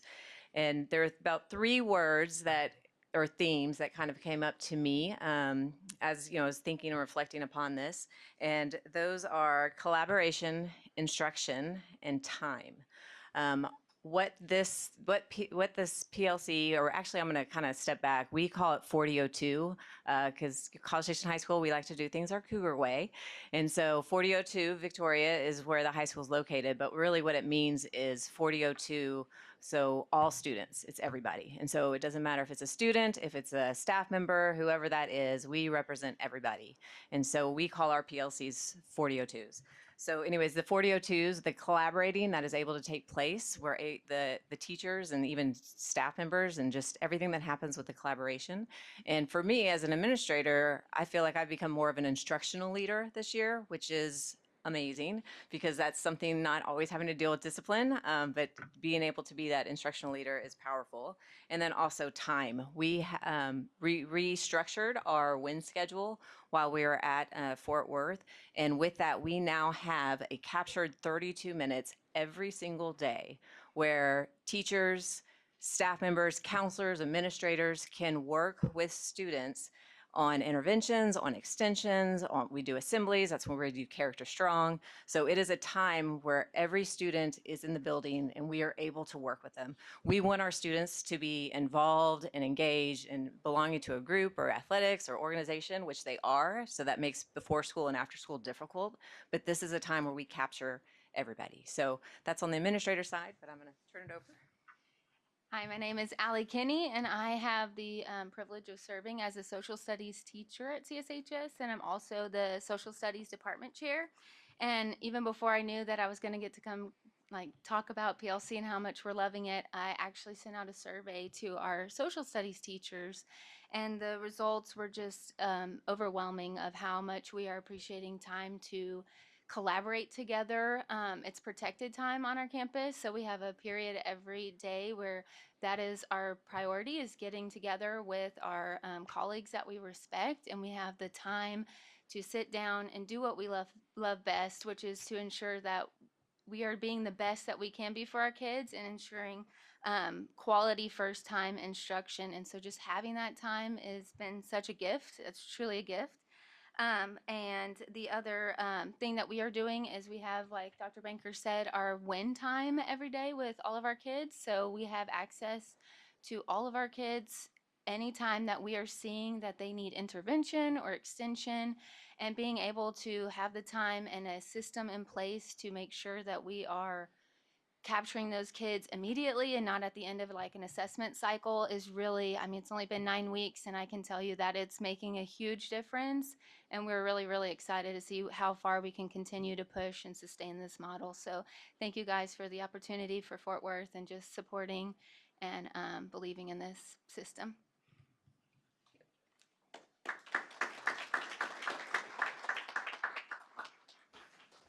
Thank y'all. C6, we want to recognize the artwork at the back of our boardroom here because we've got quite a bit from CSISD Head Start kiddos, and then all 3 of our high schools are represented back there. So quite a few artistic students that we have here at CSISD. Bring us to item D1, board report. Who'd like to go first? Head Start. Policy Council met. It was a great event Ms. Rice put on. Got everybody fired up for the new year. They adopted new policies and procedures and elected campus reps for the different committees. It was great to see the involvement and the engagement, and I really like what they're going to do.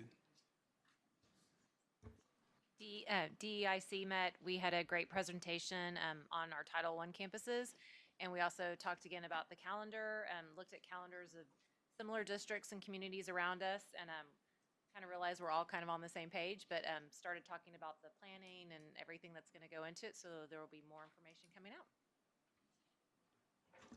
There's always a lot going on with Education Foundation, and today is Brazos Valley Gives. So I'm sure a lot of you have seen some of your nonprofits out there today asking you to give, but it does not close until 11 p.m.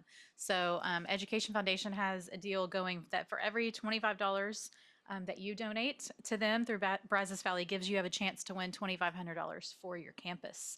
So you can go to brazosvalleygives.org until 11 tonight.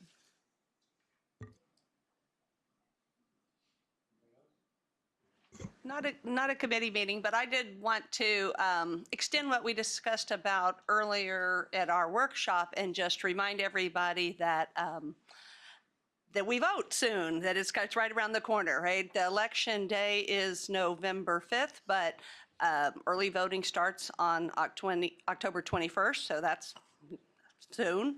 And, you know, right now there's a lot of opportunities locally to learn about our local candidates, including our state legislators that we talked about, who really make a lot of our decisions in Austin. And, you know, we have both House District 12 and House District 14 that are cover some parts of our school district. And you know, there's a forum this Saturday from the League of Women Voters. Next week, I think on Monday, is the one from the chamber. So a couple of opportunities to hear from those folks if you haven't already. Anything else? Dr. Harkrider. All righty, next couple of weeks, we've got several firsts taking place. I believe this Friday is our first campus trustee tour. We'll be at Cypress Grove at 9 a.m. And I know Piper Cameron and her staff are excited about welcoming you guys to their campus and showing you around, especially to the renovations next year and the great things her staff's doing. On October 21st, Krista and Austin put together our first coffee chat. And so that's an opportunity in a casual setting at 1 o'clock that day. We will have our curriculum and instruction department will be on hand to give a brief presentation and answer any questions community members or parents may have with the direction of our CNI program. October 28th, last spring, we did a lunch and learn with our community leaders that we invited to come up, and we gave a presentation on our 2024 bond election. We told them at that time that would be something we would do on a regular basis 2 times a year. So our first one for the 24-25 school year will be October 28th at 11:30, be kind of a state of the district initiatives that we have going, things that we're looking down the pipe from, a little bit about legislation, and so several items will be on that. And then on November 6th will be our first Teacher Advisory Council meeting. We changed in our PAC committee from last year and turned it into a Teacher Advisory Council. This will be a group of teachers. There's one from each campus that we will get feedback on current initiatives, get their feedback on the direction for future planning and things that we have. One thing in particular will be a curriculum that we'll discuss with them at our second meeting, I believe is in February. So it's a chance to get feedback from these individuals, not necessarily giving us feedback from campuses.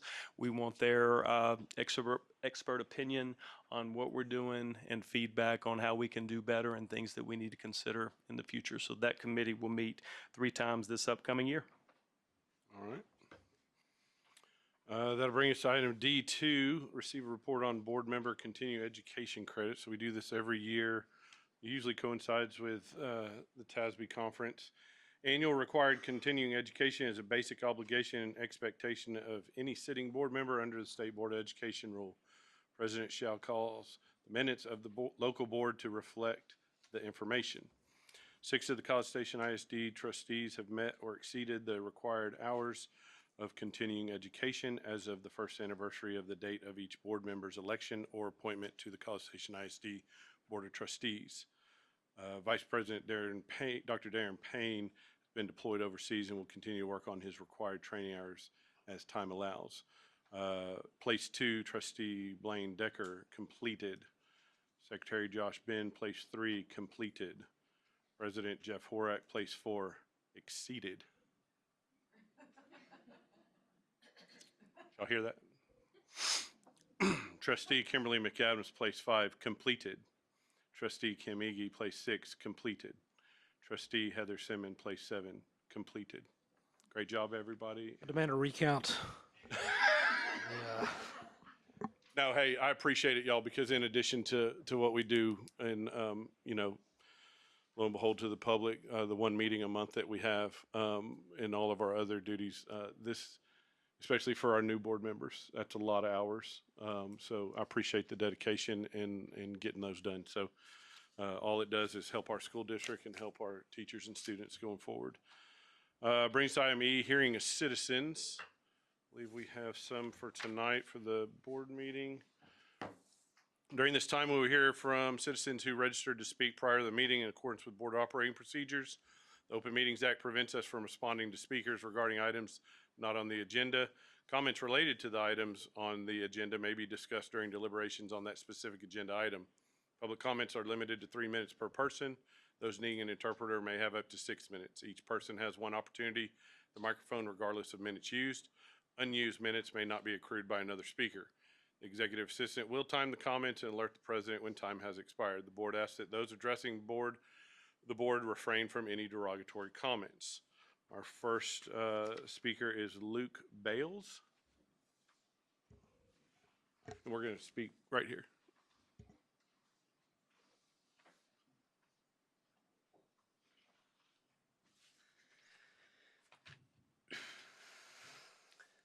Hi, my name is Luke Bales, a resident of College Station ISD.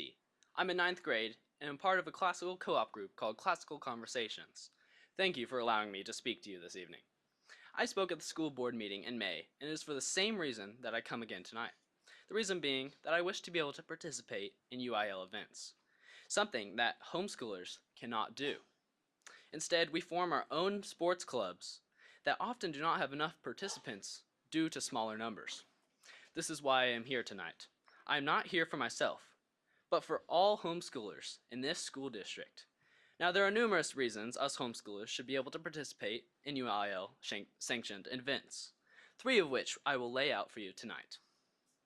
First, as you all know, in 2021, the Texas legislature passed House Bill 547, which gives local school districts the power to decide whether homeschool students, such as myself, are allowed to compete in UIL sports.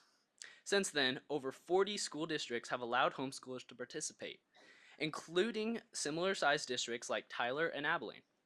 Of course, I haven't even mentioned the 35 states that allow this, most of which have more free access and statewide allowances than Texas. The choice to allow homeschoolers to compete in UIL is up to you, as school board members to decide, and since so many other districts have made this decision, I would urge you to put yourself on the inclusive side of history. The second reason you should allow homeschoolers to participate in UIL events is that we pay thousands of dollars of taxes to the public school system each year. Approximately $15,000 is spent per public school student each year in Texas, which adds to about $65 million of property taxes. Even though homeschool families pay the same taxes, they get no benefit from it. Not even a chance to compete in public sports. Is this really fair? If homeschool families pay school taxes, shouldn't they at least be able to participate in a small portion of public school like sports or music? My third reason that you should allow homeschool students to partake in UIL events is that we will contribute to the team. There are hardworking homeschoolers who want to and will benefit College Station sports teams if only you would allow them to. Currently, I know at least one member of the Aggie football team played for a private school while being homeschooled. Just think about the possibilities if this player had been allowed to contribute to his public school team. I hope that the College Station ISD board members will at the very least put House Bill 547 on next month's agenda, and hopefully vote to let homeschoolers like me participate in UIL sanctioned events. Thank you.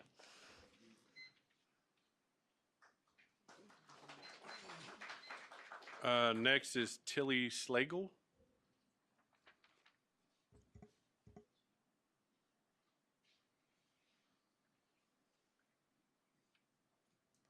Good evening. My name is Tilly Slagle, and I am a resident in College Station ISD.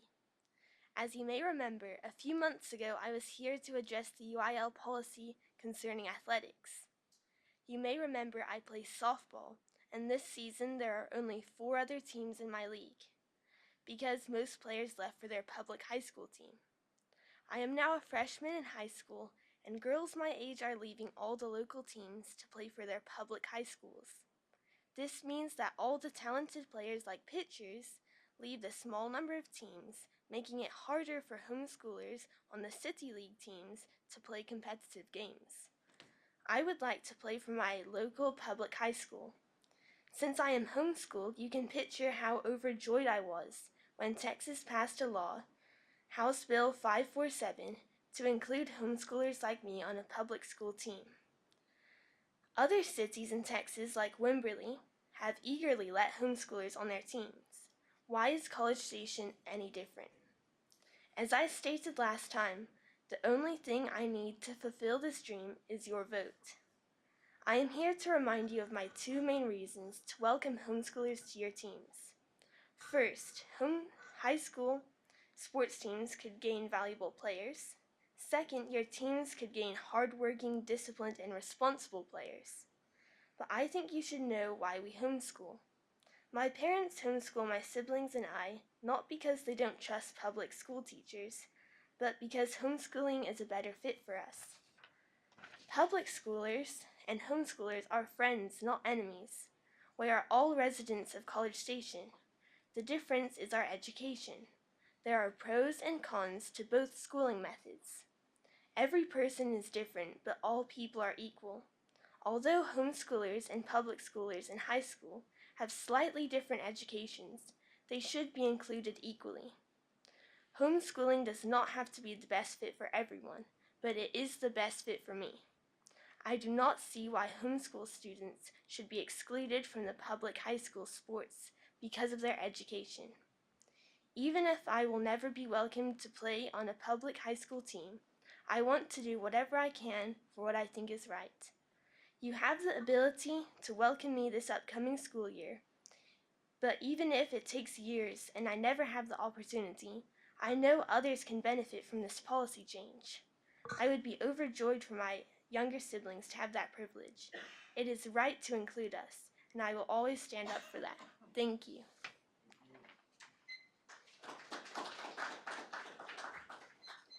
Justin Slagle.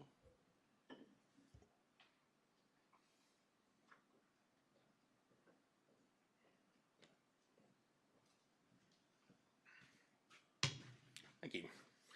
My name is Justin Slagle, and I reside in College Station ISD. I'm also very proud of my daughter who just spoke. She really strives for excellence, and I wanted to bring up an example of that. This summer, she actually set her alarm every morning at about 6:30 in the morning. She woke up and she rode her bike over to Consolidated High School here to participate in the athletic program for the strength and conditioning. She did that every day, and then she rode her bike back home in the Texas heat. She plays softball and helps lead her team. In fact, this past season, she led her team to a championship, and she has several championship rings now to her name. Of course, I boast these achievements as a proud father, but there's another reason too. She is ready for the next level of competition. As a 9th grader, she is eager to put on the A&M Consolidated uniform and represent her community in the highest level of competition. Texas law invites homeschoolers to join their local school teams. However, the local school board needs to create a path for their inclusion. That's why we're here. We need you to create that path. Fortunately, UIL has already developed policies for the school district to follow. It is exceedingly simple, and the burden is mostly on the homeschooler. The homeschool family signs some paperwork, pays any fees if needed, submits to an annual test, which is administered by a third party, and submits grades every 6 weeks. Other than that, we follow the same rules as all the other athletes. I know you are proud of the education you provide to your students, Everyone we have gotten to know in the schools are good, caring people, and we know a lot of y'all that are here tonight. It was really good to see y'all here too. All these recognitions were really, really great to see. I'm glad that you're recognizing everybody here. Our choice to homeschool is not an indictment on your school system, and I sincerely hope you don't take it that way. We invest our time and energy in giving our children a classical education, much in the same light as John Adams, Thomas Jefferson, James Madison. Much like our founding fathers, Latin, rhetoric, logic, and debate are pillars of their education. Once again, my daughter's drive for excellence led her to win the local science fair, become a memory master, contributed to her team winning the mock trial event in the Brazos County Courthouse, and even brings her here today as a confident 14-year-old bold enough to speak to a room full of adults, and also trying to persuade you to do what she thinks is right. It is not that we don't trust the teachers at CSISD. If your daughter was experiencing this level of academic success, would you change her school just for athletics? This is an opportunity to choose unity over division. Let's talk and find a way to be more inclusive. I am here to help. If I need to volunteer, I'm happy to. Thank you. Thank you. Joseph Bales.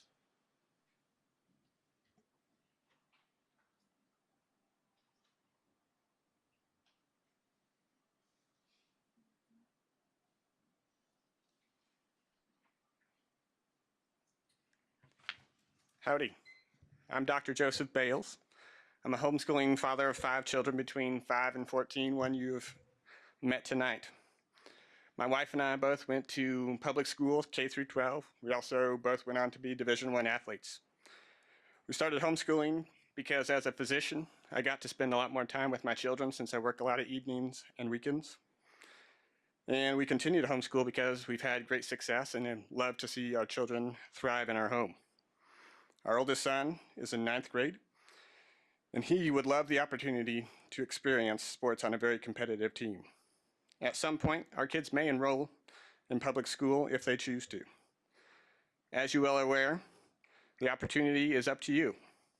Now that 40 school districts in the state of Texas have allowed this to happen, and more than 35 states have also allowed it to happen, some for more than 25 years. I've spoken with homeschool families in other states, and it's really a non-issue.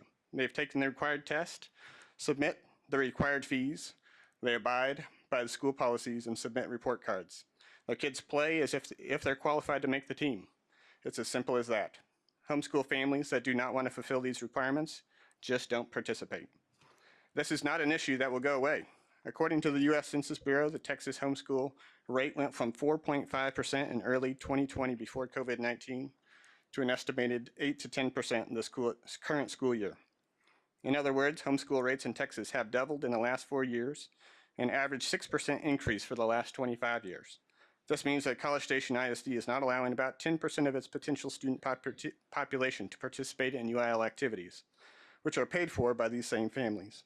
Can you imagine a public institution turning away 10% of its constituents that could be served? This decision is up to you. As homeschool parents, we are more than willing to lawfully submit to any requirements to allow for the participation in College Station ISD activities. This includes following school vaccination requirements, annual standardized testing, submitting report cards, providing transportation, paying necessary fees, ensuring standards of behavior, abiding by rules that are such as not receiving instruction from a private coach during school hours outside of the 60-minute athletic period. We are already very active in our community and would be active members in any UIL activity. Thank you for opening up this topic for discussion, and I encourage you to think big picture. If you allow kids every opportunity to better themselves, our community will be better as well. Thank you.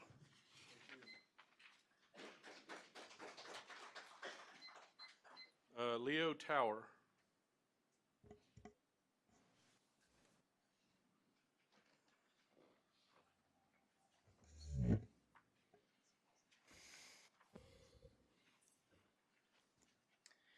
Hello, my name is Leo Tower. I'm from AMCMHS and I'm a junior.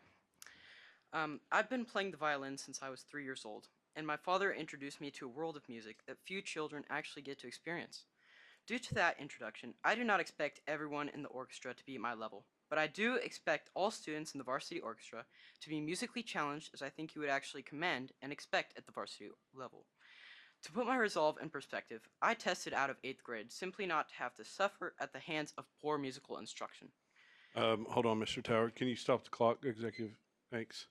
We're not going to be derogatory towards teaching practices and things like that in front. However, I want to give you the opportunity to speak so we can go in closed session and you can finish speaking with us and then come back out if you'd like.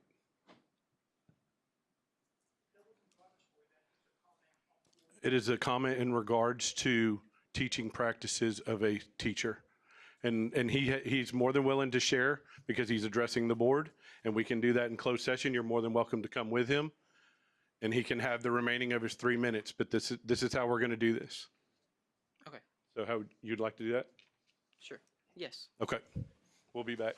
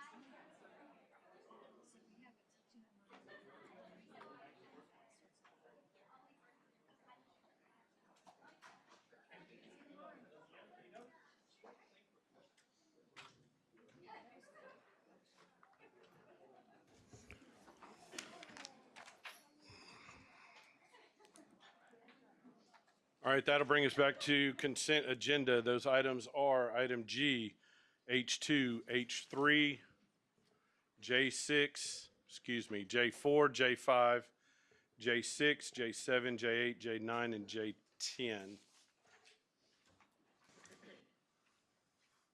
Motion to approve the consent agenda. Second. Motion by Ms. Ege, second by Ms. Simmons. Any further discussion or questions? All those opposed, say aye. Wait, did I say the backwards?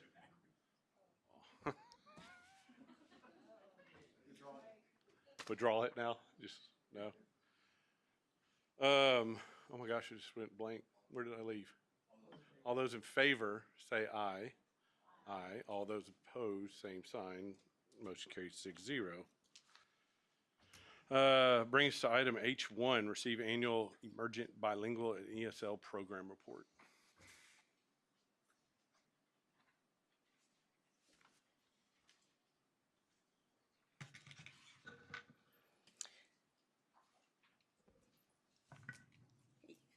Good evening, Dr. Harkrider, President Horak, and members of the board. I'm thankful for the opportunity to present the Bilingual Education and ESL Programs Report this evening.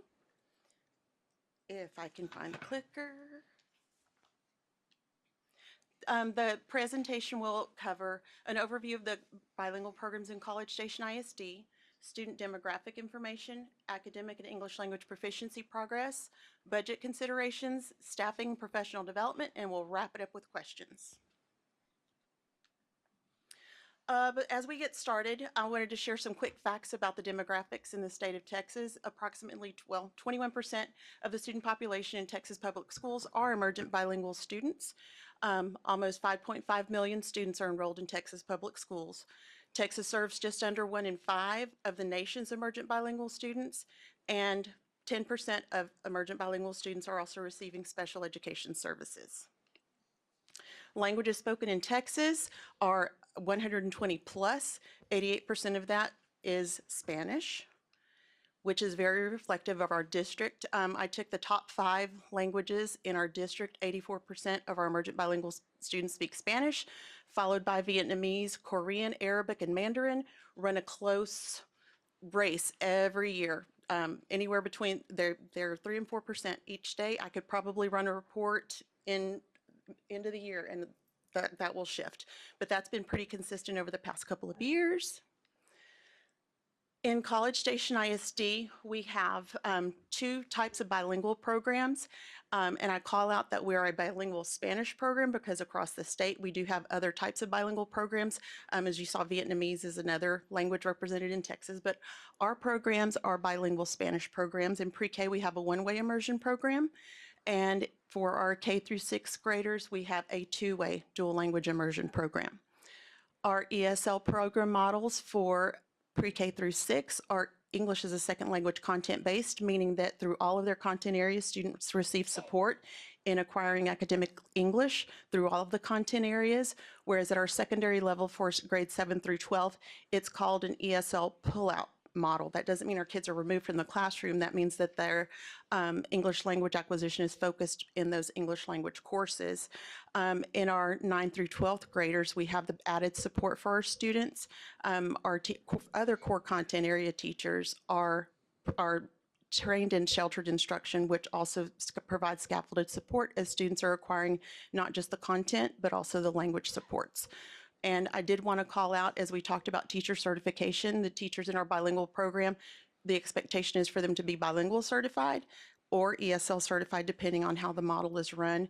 But for our ESL program, at the elementary level, all teachers are expected to be ESL certified if they're serving emergent bilingual students. And at the secondary level, that certification is focused highly on our English teachers, and they are English certified as well as ESL certified. Here's the growth over the past 6 years for students in our district that are emergent bilinguals. The blue line will show the overall enrollment of our emergent bilingual students. The red line is our ESL students, and the green line is our bilingual students. Any questions so far? Okay. Sorry, yeah, can you go back to it if you said the question? Yes, So ma'am. I just want to No, take a moment. So a lot of growth in emergent bilingual overall. Yes, ma'am. That's the blue. And then, so the ESL is the kids who, other than Spanish, basically. Yes, ma'am. Got it. And then, so then the greenish is. Yes. Well, actually, it could be some students who denied bilingual services and only wanted ESL services, because one fun fact is we have ESL programs on all of our 19 campuses, but only 4 of them serve our bilingual students. So there are times when families will choose to deny services because they love their community, they love their neighborhood school, so they will choose to stay there, but they do have support from their classroom teachers as well as ESL specialists. Yes, ma'am. Good question, because those two things often get confused, so thank you for that. Okay, and we're going to talk about the academic progress of our emergent bilingual students. The red indicates students who did not meet academic readiness standards, and don't let the green fool you because it says academic readiness for approaches, but that includes approaches, meets, and masters. So one thing that we can note on our students in grades 3 through 8 is they are doing pretty well. If you'll notice, our students who have met reclassification status are really knocking it out of the park. In order to meet reclassification, they have to show fluency in English proficiency on their TELPA scores, as well as academic readiness on their STAR state assessments. And our students in our bilingual program are doing pretty well as well. That's for grades 3 through 8. And here's where I'm learning a whole lot about with those EOCs at the secondary level. Again, our students who have met reclassification are really scoring well, even after they no longer need the academic support, the linguistic support in academic English, but our current emergent bilingual students are doing well. Question for the board: why do you think our kids aren't doing as well in English 1 and English 2? What are they trying to acquire? English, academic English. And another fun fact, as far as biology and algebra, much of that academic vocabulary includes cognates. So if they happen to have some kind of background with Spanish, that is an added bonus for them. So we build on that. And history, it's just interesting. Not that English is not, it is just a different level of rigor. And students at the secondary level are engaged in on-level courses, but they also have support in English as a second language course as well. So I think they're doing pretty well. Academic progress is there, and now we're going to talk about linguistic progress for our emergent bilingual students. You will see the scores here listed as when students are evaluated on TELPUS, their composite score will constitute their beginning level, intermediate, advanced, or advanced high. Those refer to the amount of linguistic support they need in their academic language. I'm full of fun facts tonight, guys. Fun fact, when you hear someone speak English, they're speaking in different registers. So you have the basic, hey, hi, how are you doing? It's very, very different from engaging into academic content, speaking in complete sentences, using the academic vocabulary appropriately. One of my favorite and simplest examples is at the elementary level, we talk about the stuff that comes from the clouds in the sky. It's rain, okay? Or it's water. Simple, it's water. But then it's rain. But the academic vocabulary is precipitation. So if we have students who are just stuck at that, it's water, it's water, it's water, that's great. You're not wrong, but that is more of a basic communication, and we want our students to be able to use academic vocabulary. So our students are doing well. One thing to notice, though, is the difference between the scores from first grade to second. In first grade, our students are rated holistically, observationally, but once we get to the second grade level, they go to online testing.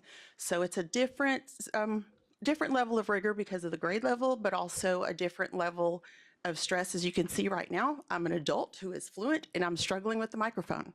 That's one of the things that our students struggle with. It's the microphone. It's not that they don't speak fluently, but it's one of those things. And my secret little joy is that since 2017, our students have been scored with TELPUS by computerized scoring. So each year, if our teachers know our kids and we've monitored those students and we know that they are more proficient than the score shows, we submit a retest. And every year, about half of them come back with, yep, they were higher. So that's knowledge of our students and having that opportunity to have them rescored. So, and that's a comparison between our bilingual and ESL students. And I'll take this opportunity to share the differences in the goals for those two programs. Our bilingual students are expected to be biliterate. So that means not just acquiring academic English, but acquiring academic Spanish. So that's a little different, whereas our ESL students are on the trajectory to become English proficient. And here are our kids at the high school level who are ESL students. Again, same composite scores, beginning, intermediate, advanced, and advanced high. They're making good progress. One of the things I want to call out for you guys is we have ESL specialists who serve as an additional support for our students. Their target is typically our non-English speakers, which they're not non-English speakers for a very long time. They're very excited, but they typically serve beginning and intermediate level students. So once they reach that advanced level, the support is minimal. So that's where we're noticing that they get stuck. They get stuck at that advanced level.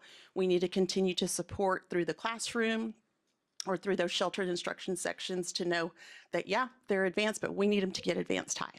Okay, any questions about our data so far?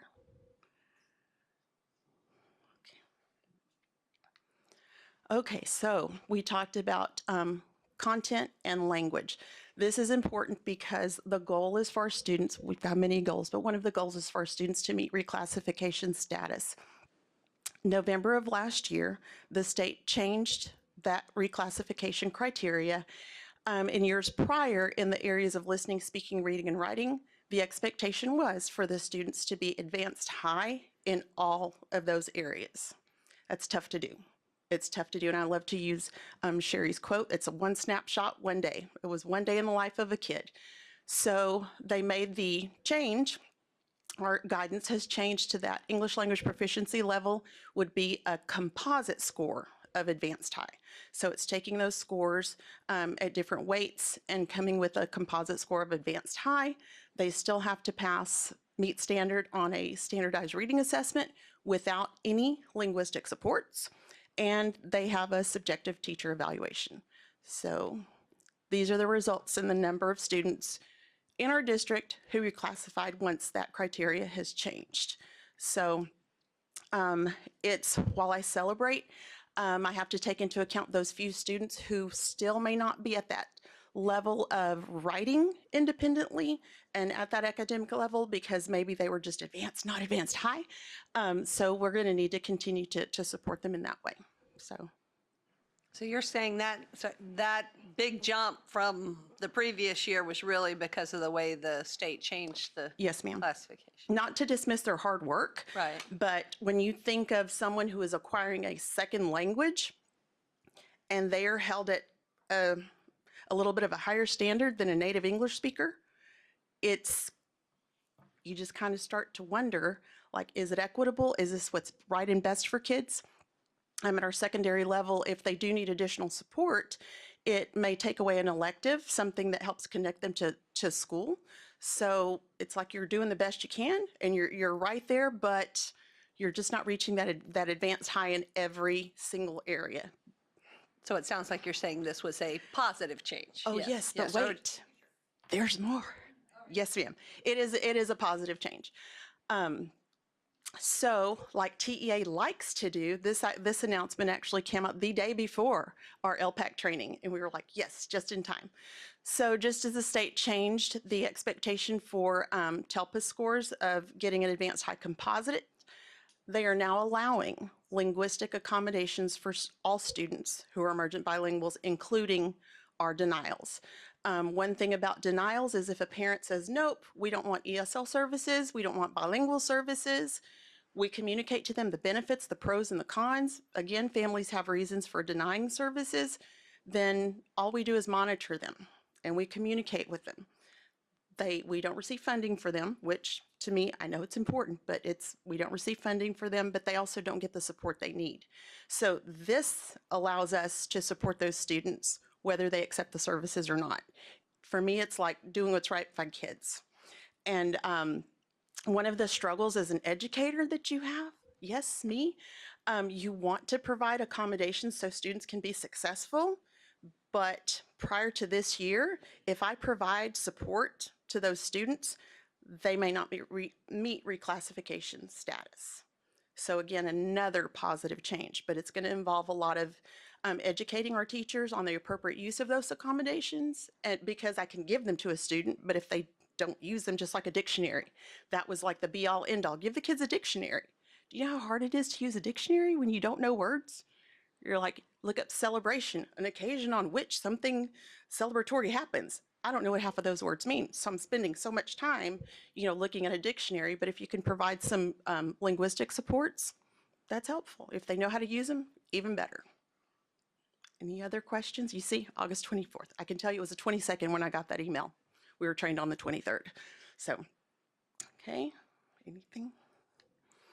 Okay, how does all the magic happen? We have approximately $1.6 million that we use to close that gap on English language acquisition. How do we serve these students? We talked a little bit about teacher certification. In our dual language program, the expectation is for our teachers to be bilingual certified. We talked a little bit about the caveats, but we currently have 46 teachers serving in those classrooms. 36 are fully bilingual certified, 6 are ESL certified, but whippersnappers with Spanish speaking, and 4 have certifications in progress. That includes our alternative certification teachers, teachers from other states, teachers from other countries. When you talk about getting certified in Texas, it is a challenge. It is a challenge. Additional staff to support our emergent bilingual students is each of our elementary campuses that has a dual language program has a bilingual reading interventionist. We have 1 bilingual special education teacher, 2 district bilingual coaches, 1 bilingual instructional assistants that are used at a variety of levels. We have intervention time, so they're helping everyone, and 1 coordinator of language acquisition. As far as our ESL programs, we have 17 ESL specialists or teachers. They help with compliance. They help with serving our students. 13 of those are full-time, 4 are part-time.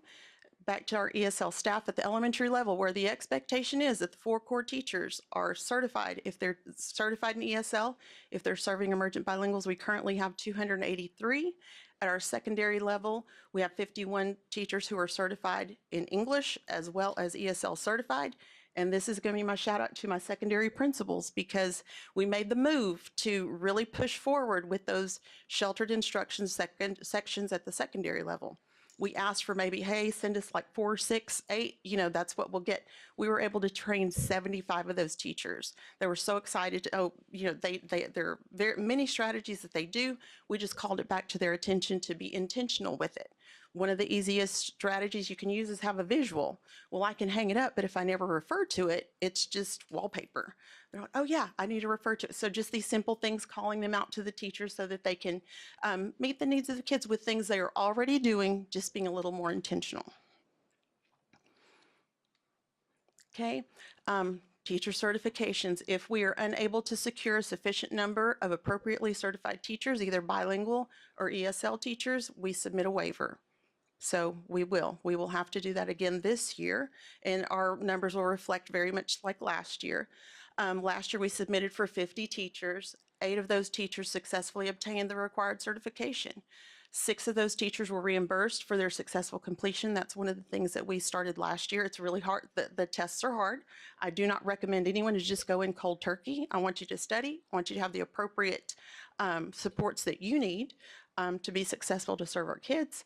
Many have taken an opportunity to get reimbursed for that teacher certification test, and 15 of those are no longer in the district. And I'm excited teachers know that we're looking at those lists again. So they're like, hey, let me work on that. So we're doing good with getting those teachers certified. And professional development that we're offering this year with our PLCs and collaborative team meetings, much of that's embedded. We have the strategy of Toma la Palabra for our bilingual classes. We continue with our compliance training at the beginning, middle, and end of the year. And as our state assessments happen, teacher certification training is all differentiated, even for our adults. They can do in-house, online, or right here at Texas A&M. We'll be continuing the sheltered instruction training for our secondary teachers.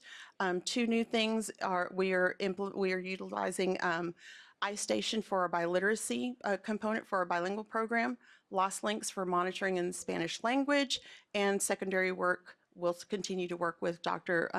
Jose Luis Zelaya, who's like one of the specialists in serving newcomers.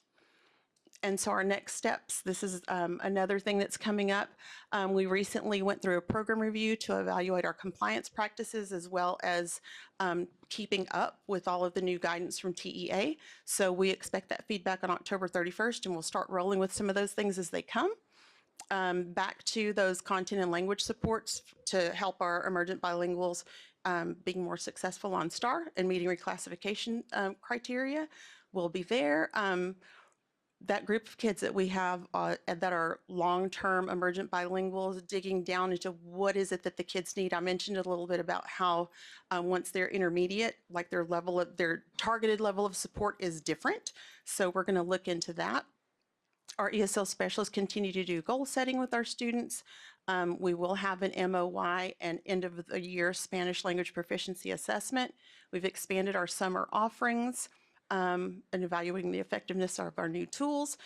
Chapter 89, which is our guidance, is in its final review. It's set to go, whole hog January 2025. So that, along with our program review, are going to impact some changes, as well as educating our parents, because regardless of the role I've ever been in, I feel like first and foremost, my job is to give parents information to make the best decisions they can for their students.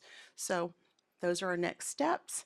And if you have any questions, I have a pen. I can answer them for you by the next board meeting. I've always wondered, like when you see that increase in the Vietnamese and the Korean, what's the threshold where we're going to have to start offering support in those languages? Good question. Our guidance is if we have 20 students of a language other than English at one grade level, we will be required to offer a Vietnamese program.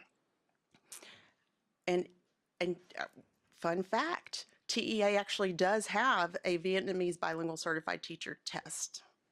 Well, that's what, so my undergrad was in linguistics. And what I've always wondered when you're talking about the certification, 'cause that's a lot of steps. Imagine I'm a young student in Chile, University of San Diego. I'm a qualified teacher in Chile. I meet a nice Aggie abroad, decide to move back here. I speak English. So I'm a certified teacher. I speak Spanish. I can't teach in an ESL program. You can, you're just not appropriately certified. Okay. That's the thing. We hire some amazing people with some great skills that meet the needs of our students, and we work with them to get that certification. And then conversely, since Texas has a large Spanish-speaking population, if I'm a certified Texan teacher, but I grew up speaking Spanish, I have to get an additional certification. You get to take 2 additional tests. That's part of the issue. The rigor of that particular test is extremely difficult. Okay, because they can't take TOEFL or something to prove that they're, that's my thing. There's other ways to do that. Yeah, they won't recognize that. That's why we need some leeway. It's good enough for the university crowd to take TOEFL, but not for the TEA. TOEFL is a prereq for your teacher certification exams. And I want to follow up on that with the question because, I appreciate the program that, once they go through the class and get certified, that we are paying for that, right? So if they're past certified if they test, pass. So, is that out of district? That's out of our funds. That is, but it's out, Yes. still out of. Yes. But it's money well spent, I'm telling you. I It's- agree. Yes. I think, and I don't know if there's other places within the district where we are helping existing teachers get certified and helping fund that. I think there may be some others, but I also believe that with the legislature, that should be something that the state should be supporting in high need areas, right? Not only is it a difficult test, but it's also a good chunk of money to go through that. So, to me, that seems like a no-brainer to support those two, the high needs areas especially. But I did have one question on the growth, just in general. I was trying to understand, so we've had a good bit of growth in the emergent bilingual in general. Have you seen it in across grade levels, or is it more in?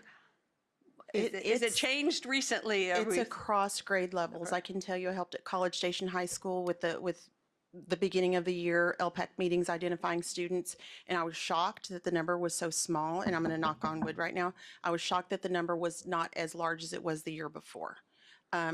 There were approximately 24 to 26 students that were new, that were emergent bilinguals, that had different types of schooling, but once we drilled down, they weren't newcomers. They were, you know, so it just ebbs and flows. All right, thank you. Thank you. That'll bring us to J1. We're going to open our public hearing for the 2024 first report. Ms. Wilson.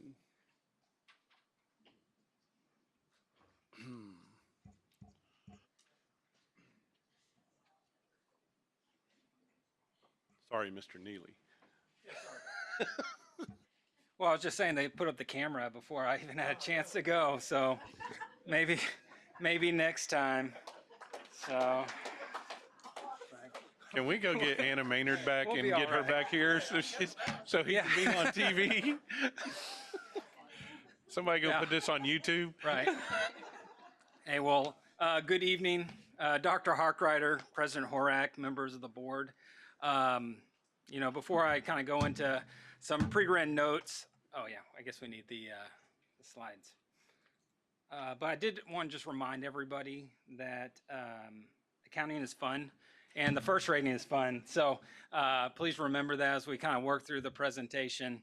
We'll try to be a little bit more lively than last year because I noticed people were dozing off when I was talking. So tonight, Heather and I will be going through the public hearing to go over our district's 2023-2024 first rating. The first, which stands for Financial Accountability Rating System at Texas, was developed in consultation with the Comptroller of Public Accounts. This rating system not only created indicators on which the district's financial accountability rating is based, but it also imposed reporting and hearing requirements for the district. So the hearing requirements are being met as part of this public hearing, and the reporting requirements will be posted on the district's website. The 2023-2024 school first rating is based upon staff and student data, as well as financial data reported for the prior fiscal year, which in this case would be the 2022-2023 fiscal year. So it's a little bit unique because again, it's a 23-24 first rating, but because of the timing of when our prior year audit was completed and the requirement to consolidate all the information, right, there's a little bit of a lag period. So again, it's 22-23 data for the 23-24 report. When looking at the indicators established by the accountability system, there are 21 total indicators. Of these 21 indicators, the first 4 are considered critical indicators. And then beyond that, there are 7 additional indicators that are considered ceiling indicators. The importance of the 4 critical indicators is that if you fail any, or if you miss any one of those 4 indicators, then you essentially fail the rating system. For the ceiling indicators, if you don't meet one of those indicators, then you essentially cap yourself at a certain point total. So indicators 1 through 4 are critical indicators, and then ceiling indicators are 4, 5, 6, 16, 17, 20, and 21. And so Heather and I will go through those a little bit more in depth, but that's just a quick overview. So first, going through our critical indicators. So indicator 1, which is pretty much a simple indicator in terms of it's just looking at our annual financial report and whether or not we submitted that to TEA by our deadline, which is January 28th. The district successfully passed that by submitting it earlier in January. Indicator 2, again, fairly straightforward. It just looks at our annual audited financial report and looks to see if we had an unmodified opinion, which for our 22-23 audited financial report, we had an unmodified opinion. Critical indicator 3 was the school district in compliance with the payment terms of all debt agreements at fiscal year end. Again, this is just looking at, did we meet our obligations in a timely manner, which we did again in the 22-23 year. And then critical indicator number 4, did the school district make timely payments to the teacher retirement system, the Texas Workforce Commission, Internal Revenue Service, and other government agencies? which we did. There's also the indicator 4 has kind of two caveats. So the first caveat is the critical. So if we failed that the first aspect, or even on the warrant hold aspect, if we didn't meet our payment terms within 30 days that the warrant hold was issued, we would fail it. But if you're issued a warrant hold and you make the payments within 30 days, then you fail the ceiling indicator, which means your max score is capped out at 95. But in either case, we met both conditions, and so we had no issues there. So then moving on from our critical indicators, we're looking at fiscal responsibility, and so and really I kind of consider the other indicators more solvency based. So indicator 5, essentially this indicator determines if the total net position in the government activities columns of the statement of net position as reported on the annual financial report is greater than 0. So when we calculated out that detail, again, let me pull up my notes. Yeah, our net position was well over 0. I think we were about 127 million. So not too close on that one in terms of any concerns.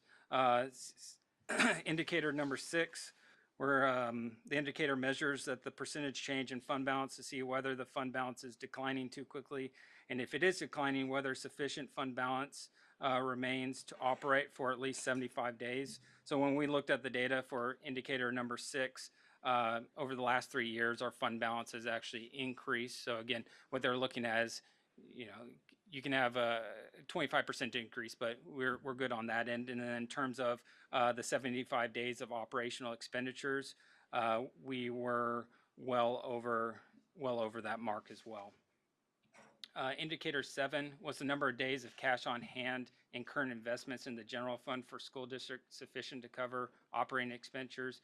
Again, we're well over the upper threshold of the limit, which is greater than 90 days. We had 121 days of funds on hand in order to meet operating expenditures.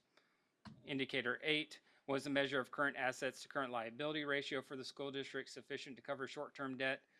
Again, the upper threshold of that is you need to be equal to or greater than 3, and College Station ISD, our current liabilities to short-term debt ratio was 3.19.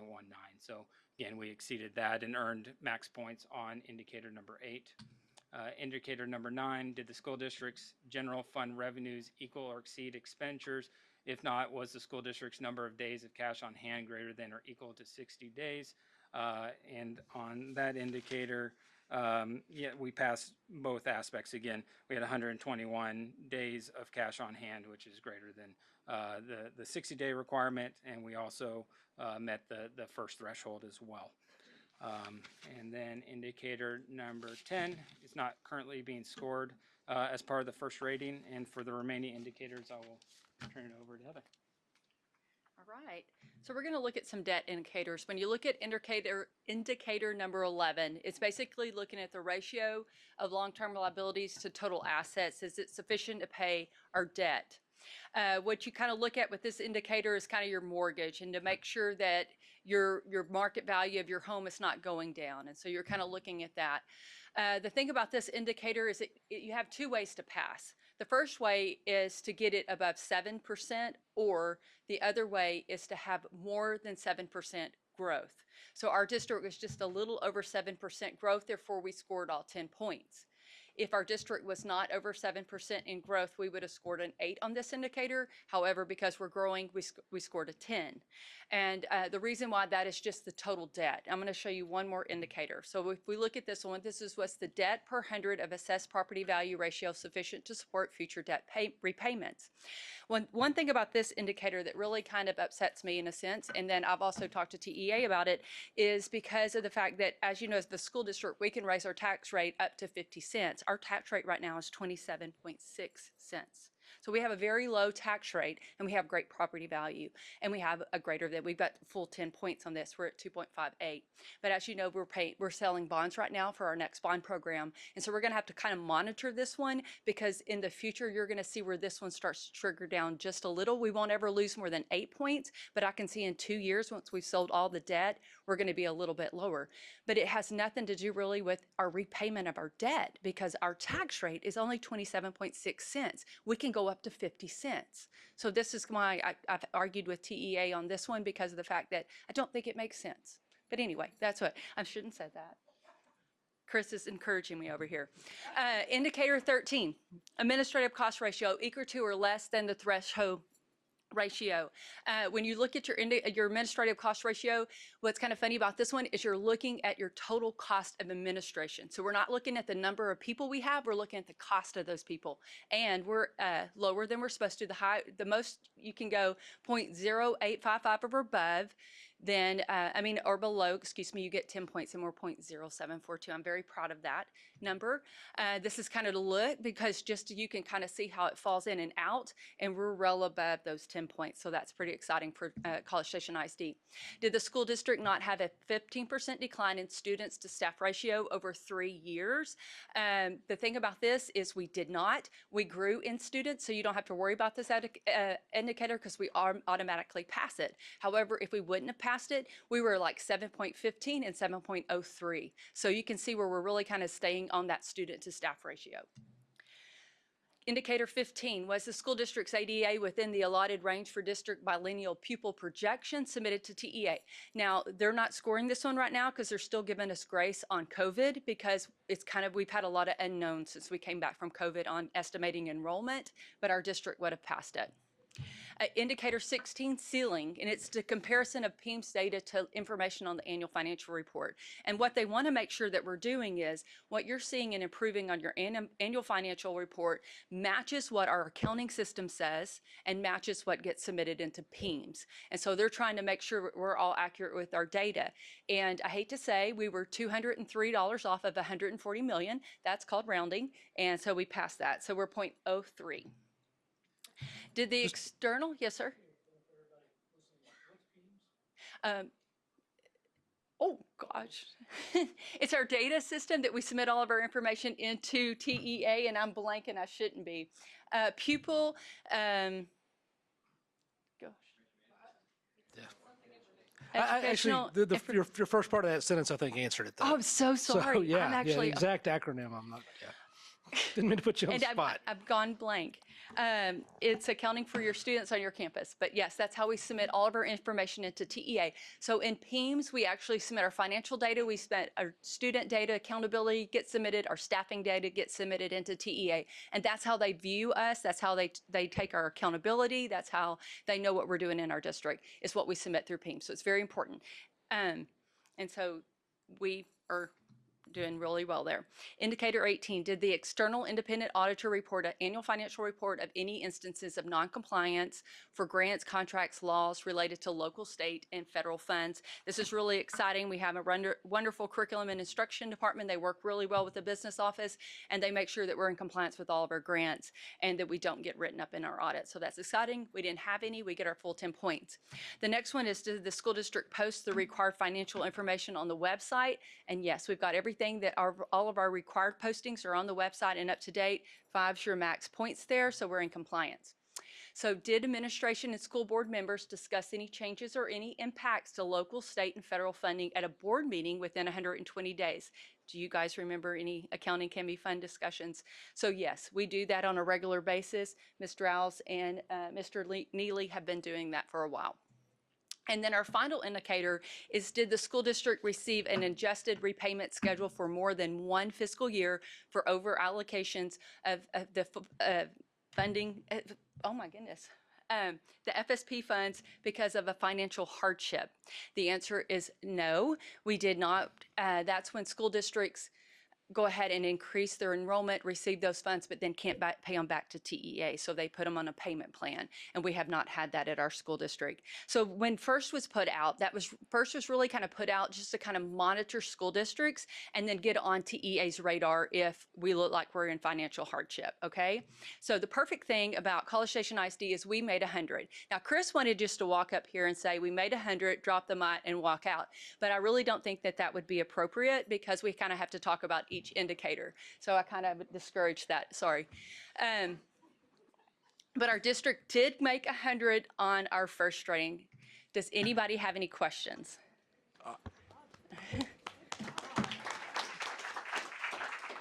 Val.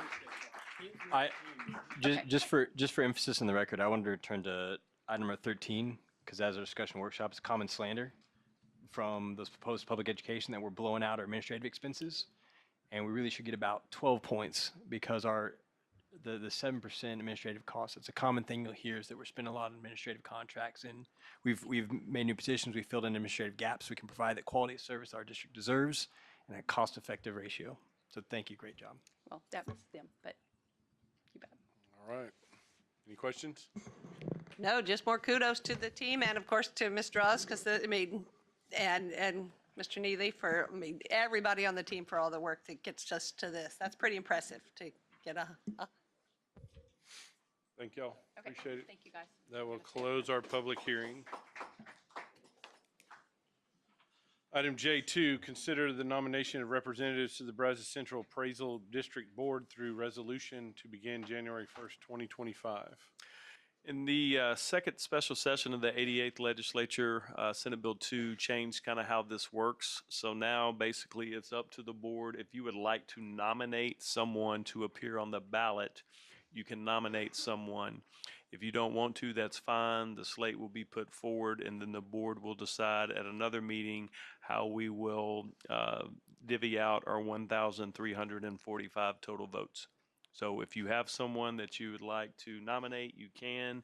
There'll be a resolution to approve that. If you do not have anybody, you do not have to, and then we wait for the slate and then divvy up our votes. Do these people need to know if they're being nominated tonight? I don't have a vote, so that's totally up to the six of you guys. I would say probably so. But like I Kind of like said, a reference check? it's up- Someone to call beforehand? Is tonight our deadline to nominate? Okay. Does anybody have anybody? Or just want to be mean to somebody you know? No, but can you clarify, since if we are not nominating somebody, do we know what the process will be? You've got other entities are doing the same thing that we're doing. And then, there's a chance based on this change, because they wanted some of these positions elected, that it could be problematic because a lot of folks don't care to serve. And so that's the question, if there's not enough for a slate, what are they going to do? Yeah. Can they, if we nominate them tonight, can they refuse the nomination? And the reason I ask is I've had one person that I did discuss this with, and they've been in the process of talking, to family and obviously the appraisal district. We could do, if you wanted to, I'm sure we could probably do the resolution and then tell them they're not interested. I don't know. Yeah, It's up to you guys. Yeah, with this is being brand new, this first year, because how they changed the ordinance law, whatever. Yeah, exactly.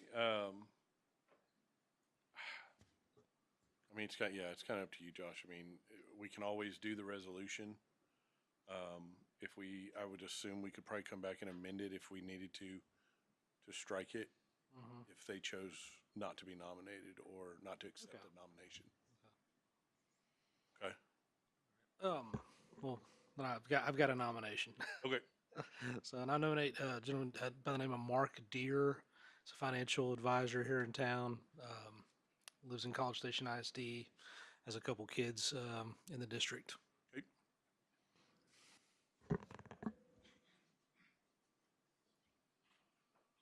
We have to have action on that? Yeah, we do. Anybody in the Actually- audience want to be nominated, just by chance? Anyone? Speak now, hold your peace. So Basically, what the action item would be to approve a resolution nominating Mr. Deere, Mike Deere, as candidate for Brazos County Appraisal District Board of Directors, Brazos County, Texas. Mark, okay. Mark. Do you want to do that motion? He can cuss me out if his wife says no. This is real good. I love these new laws. Yes. All righty. So, I'd move to nominate Mark Deere as a candidate for membership on the Brazos Central Appraisal District Board of Directors.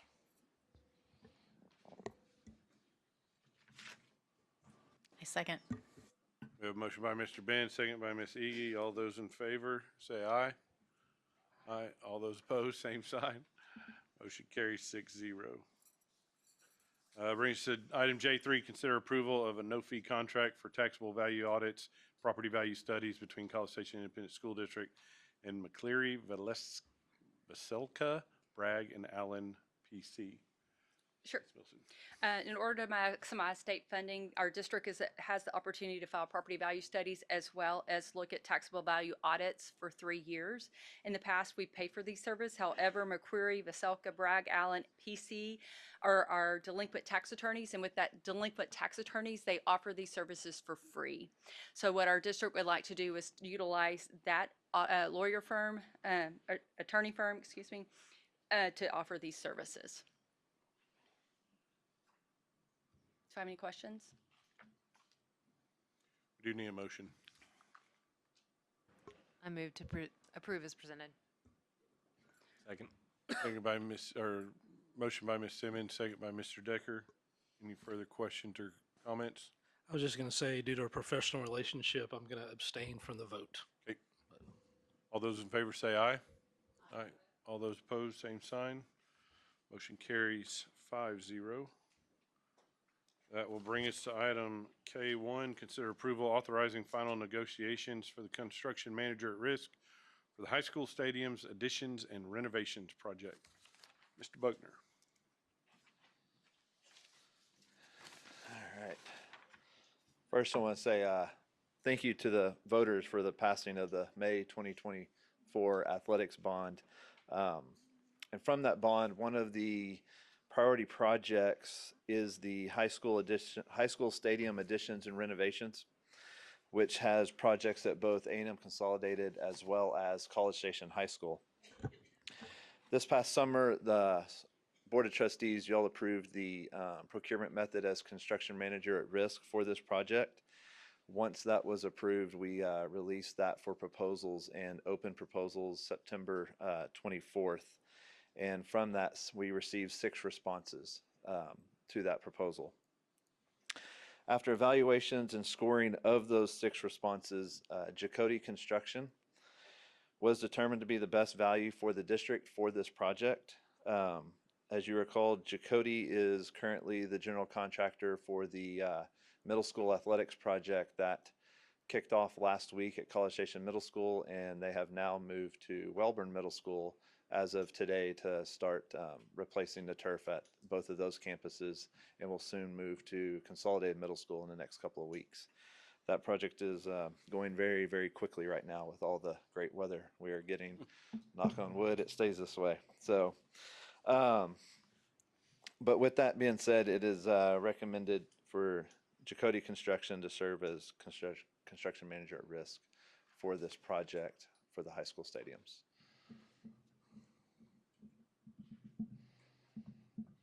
Any questions? Motion? I motion to approve as presented. Second. Motion by Ms. Iggy, second by Mr. Decker. Any comments or questions? I was just going to, unfortunately, I'm going to also abstain on this one for the same reason. Alrighty. All those in favor say aye. Aye. All those opposed, same sign. Motion carries 5-0. Thank you, Mr. Buckner. Thank y'all. That will bring us to item L, executive session. And then we will be back. Thank y'all for being here. Enjoy the rest of the week and the cold front tomorrow.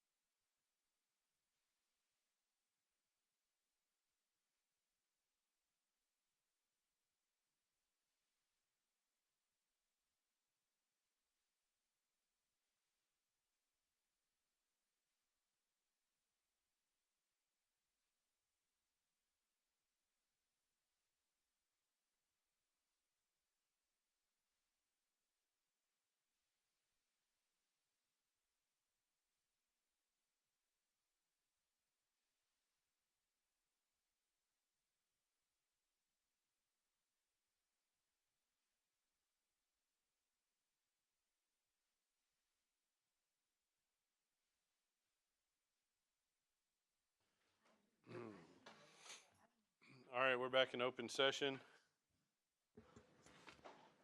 M1.